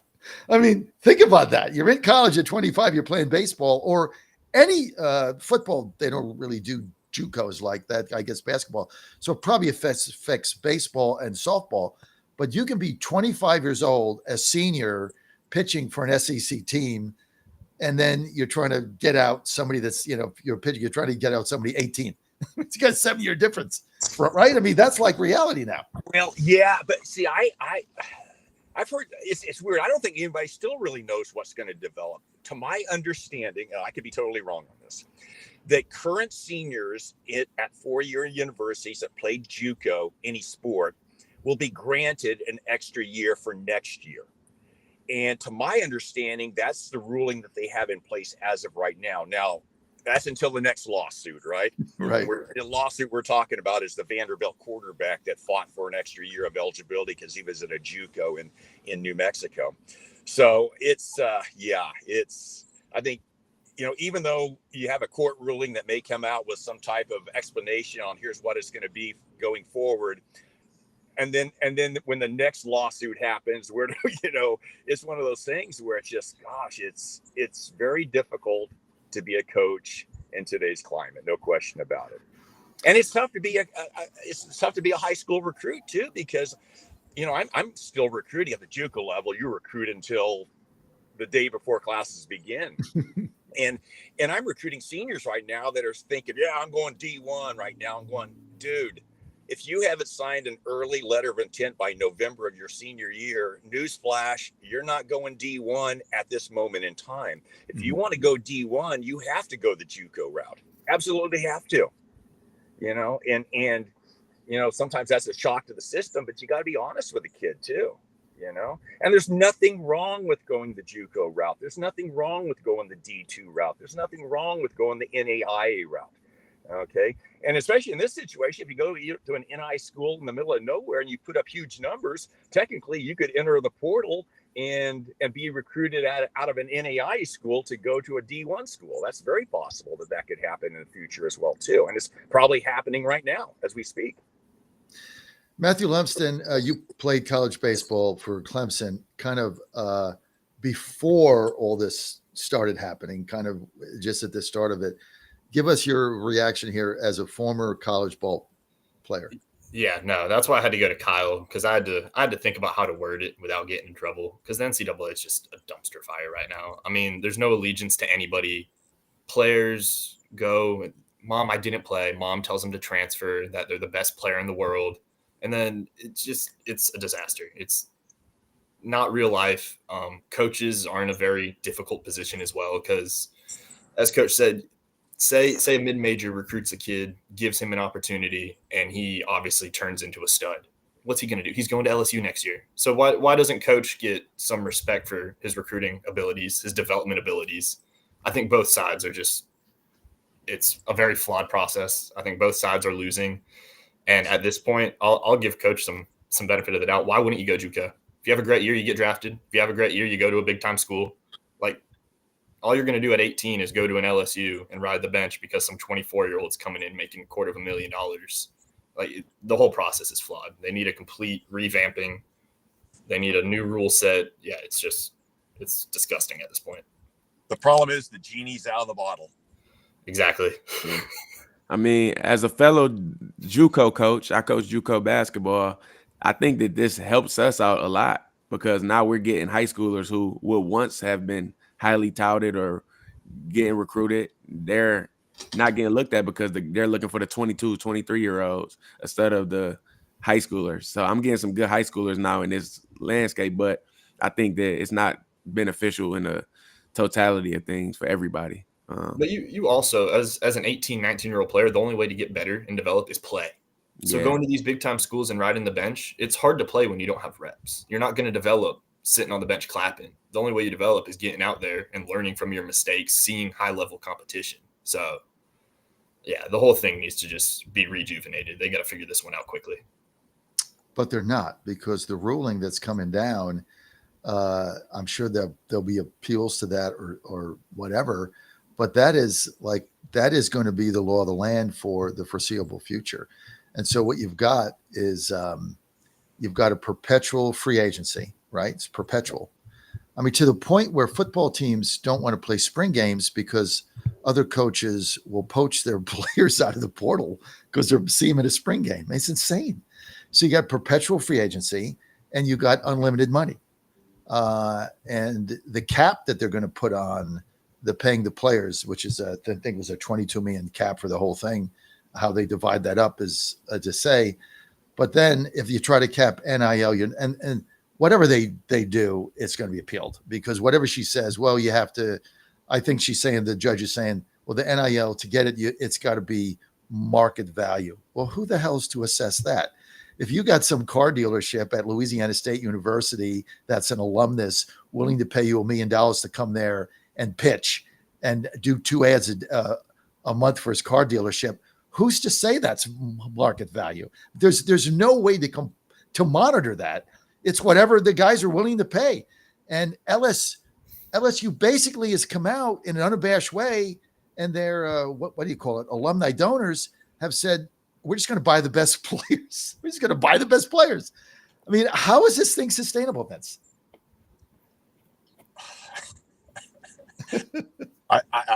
You got me.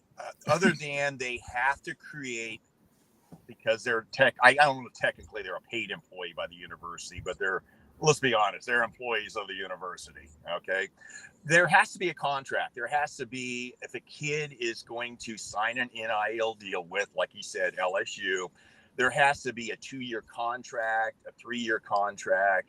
If they opt out, there has to be a penalty, a financial penalty, just like anybody else would if they get a job. I mean, if a coach, signs a 3-year deal, let's say Rich Rod, okay, signs his deal with West Virginia and turns the Mountaineers around, and in 3 years, Michigan calls him again and he bails, then there should be a financial penalty. Okay, and if that's the case, and that's the case with most coaches, there needs to be the same thing with the players as well too. I have to compliment the University of Oregon football coach.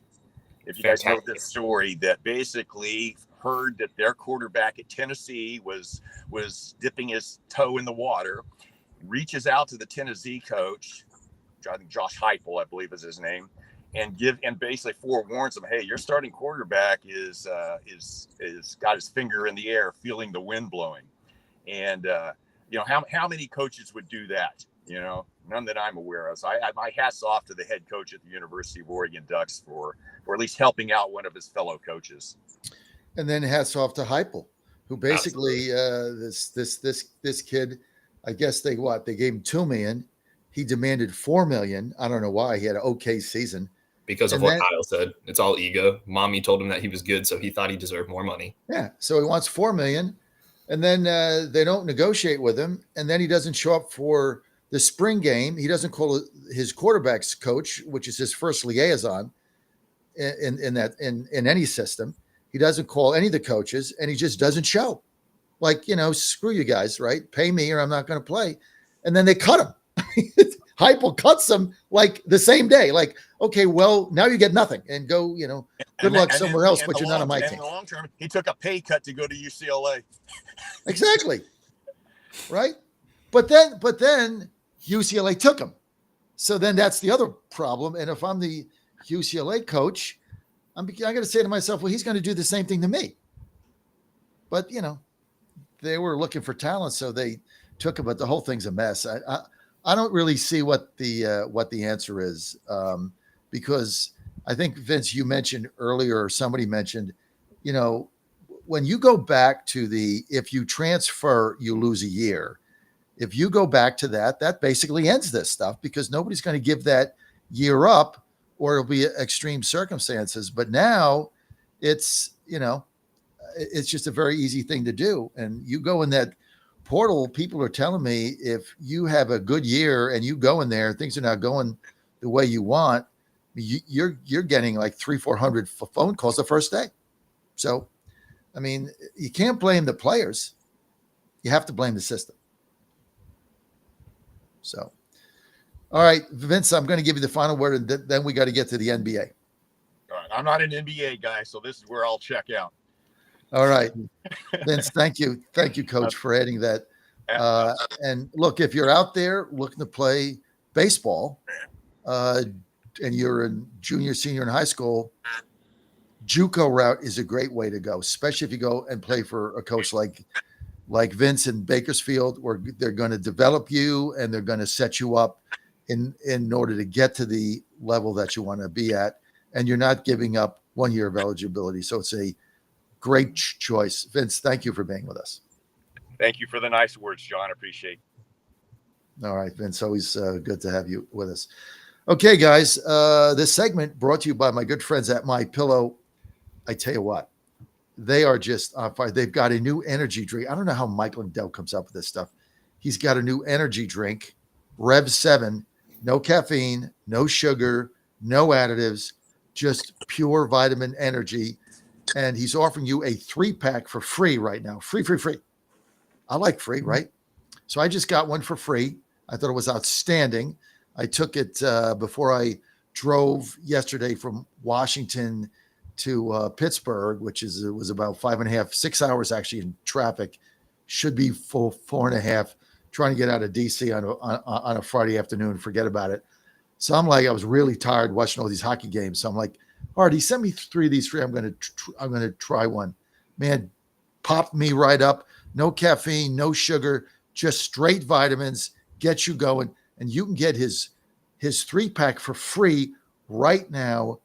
Rev 7 energy drink free.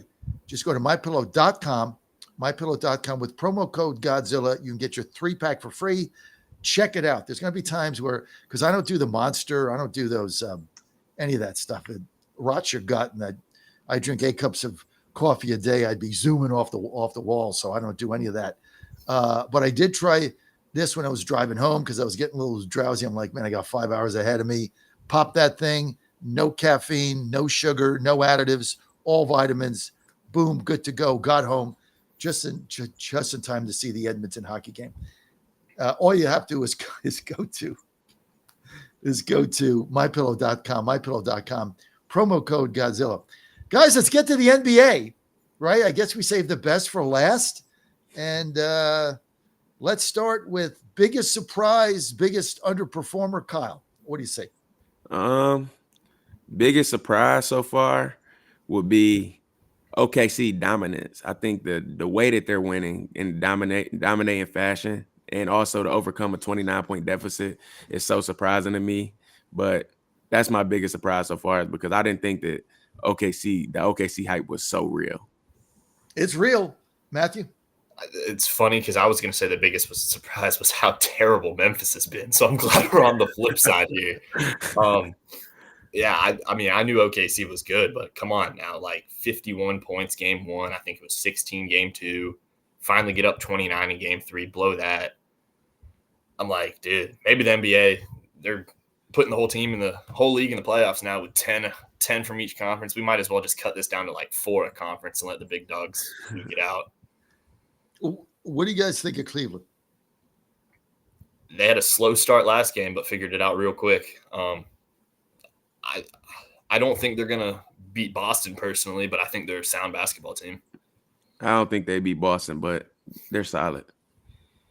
Okay, let's get to some games tonight. Some of these series not competitive, but here's one that is kind of competitive. Rockets Warriors. Warriors winning the first game in Texas. Then Rockets coming back, doing what they had to do, win that second game. Even the series, a very young team.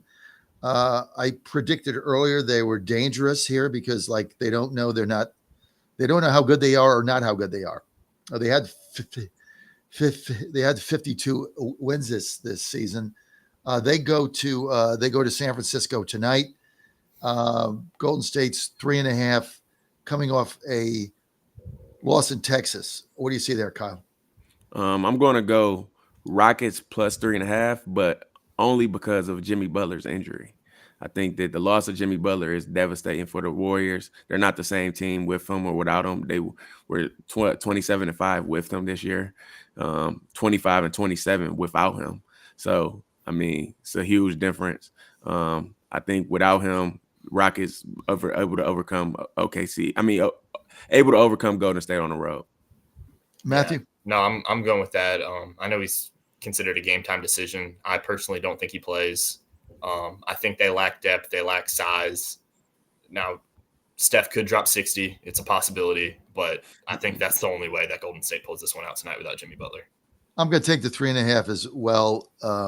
There's only one Jimmy Buckets. You just can't take him out of that lineup and think that everything is going to be fine. So I think San Francisco in big trouble without him.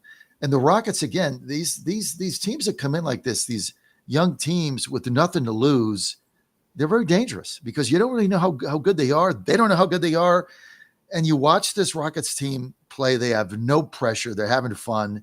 It's not like the old Rockets team with, the beard and you have to take 90 shots a game. And there was a lot of pressure on them because they were expected to win. This is a little bit different. Very young team, freewheeling. They play decent defense. They have a good system in there. I'm going to take the 3.5. Cavs go to Miami. Cavs up 2-0, dominating the series, laying 5.5. Kyle? I'm taking Miami plus 5.5. Why? Home. I think that Miami wins this game, honestly. First home game. I think that there's a chip on Tyler Herro's shoulder after the Darius Garland drama. Bam Adebayo's played big today. I just see Miami taking a home game today. Matthew? I'm sticking with Cleveland. I think Miami got up early in game 2, still lost by double digits. I don't think the spread's big enough. I think these are two completely different tiers of basketball. I'm with Matthew. I think the Heat are done. And this thing is going to be over. It isn't ever going to go back to Cleveland. So I'm going to lay the 5.5. OKC, Memphis. What the hell is going on with Memphis? I mean, they're not this bad, but they've been just clobbered. Now they're down 3-0. This thing's over. Oklahoma minus 15.5. But the problem with this game is there's not a lot of sweeps, guys. Matthew? Yeah, there's not a lot of sweeps. I don't think I'm that concerned. If Morant's not playing, Kennard might not play. It could be OKC minus 29.5. Then maybe I'd start to consider. But no, I'm going OKC by 20 plus. Kyle? OKC by 20 plus. I agree. Minus 15.5. No Ja Morant. No hope. Yeah, that thing's over. I'm going to lay the 15.5. Turn the game on with about a minute to go. See if I'm in it.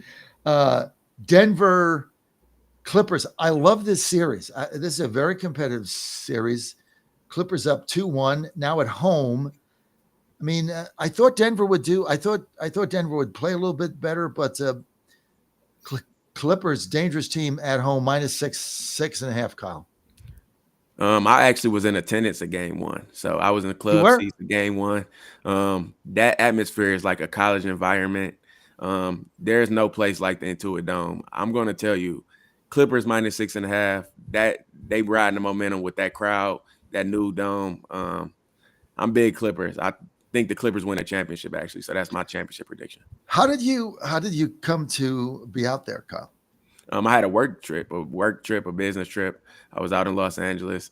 Me and my cousin, we went to some club seats. We got some club seats, and we just enjoyed the first ever playoff game at Intuit Dome. And that thing rocked? Man, it rocked, and it was so many big names in the building. I'm going to go with you on that minus 6.5, Ben. Yeah, 100%. I think they just won by 30 something. Denver fired the coach. I think they're in a free fall. Michael Porter Jr.'s remarkably inconsistent. Clippers all the way. This series could very easily be 3-0 without absolutely. A Russell Westbrook 3-pointer. Okay, Sunday, we only got 2 minutes. We're going to have to go very quickly. Knicks, Pistons. Pistons up in this series 2-1 in Detroit minus 2.5. Kyle. Detroit, baby. Matthew. I like them. I think they're young. I think they're hungry, and they look good. I can't bet the Knicks on the road under any circumstances. No, absolutely not. I just can't bet them on the road. Home, yes. Road, no. It's kind of like the Caps. Lakers, Wolves, Minnesota minus 3.5 at home. Minnesota leading the series 2-1. I don't see the Lakers here winning this game. I'm going to lay the 3.5. Kyle. 3.5 Minnesota. All right. Yeah. If the Lakers lose, they're in trouble, but I'm not going against Anthony Edwards at home. Boston Magic. This thing is a joke. Boston minus 7.5. 2-1. Orlando trying to even this thing out. What do you think, Matthew? Boston for sure. Kyle? Boston minus 7.5. Yeah. Bounce back game. I mean, it's just a superior team. It just isn't going to go 2-2. Here's a crazy series, which we're going to end with, which is Pacers, Bucks, fear the deer, Indiana up 2-1. Indiana's ahead in the series 2-1. Milwaukee at home -4.5. That's a lot of points, Kyle. Give me Indiana plus 4.5. I think Milwaukee's going to lose the series. I think that Indiana still won in Milwaukee, so I'm taking Indiana plus 4.5. Matthew? I'm going with the Bucks. Giannis seems angry, and I think he's the best player on the court. I'm going to trust him to get it done. I'm going with the Bucks here at home. I think they're pissed, and I don't know. I mean, -4.5. I mean, they could win by 3, but I just fear the deer, baby. Fear the deer. Okay, that's going to do it for today. I want to thank everybody for being with us. I want to thank our sponsors on Godzilla Wins. Up next, the best golf show in the history of the universe, Jay Delsing, golf. Next. For everybody else, hang in there. Don't even think about changing that dial. We will see you bright and early Monday, 6 a.m. on the John Fredericks Media Network. Have a great weekend. Kyle Carrington, Matthew Lumsden, the Beast. Thank you guys for being with us. Thanks for having me.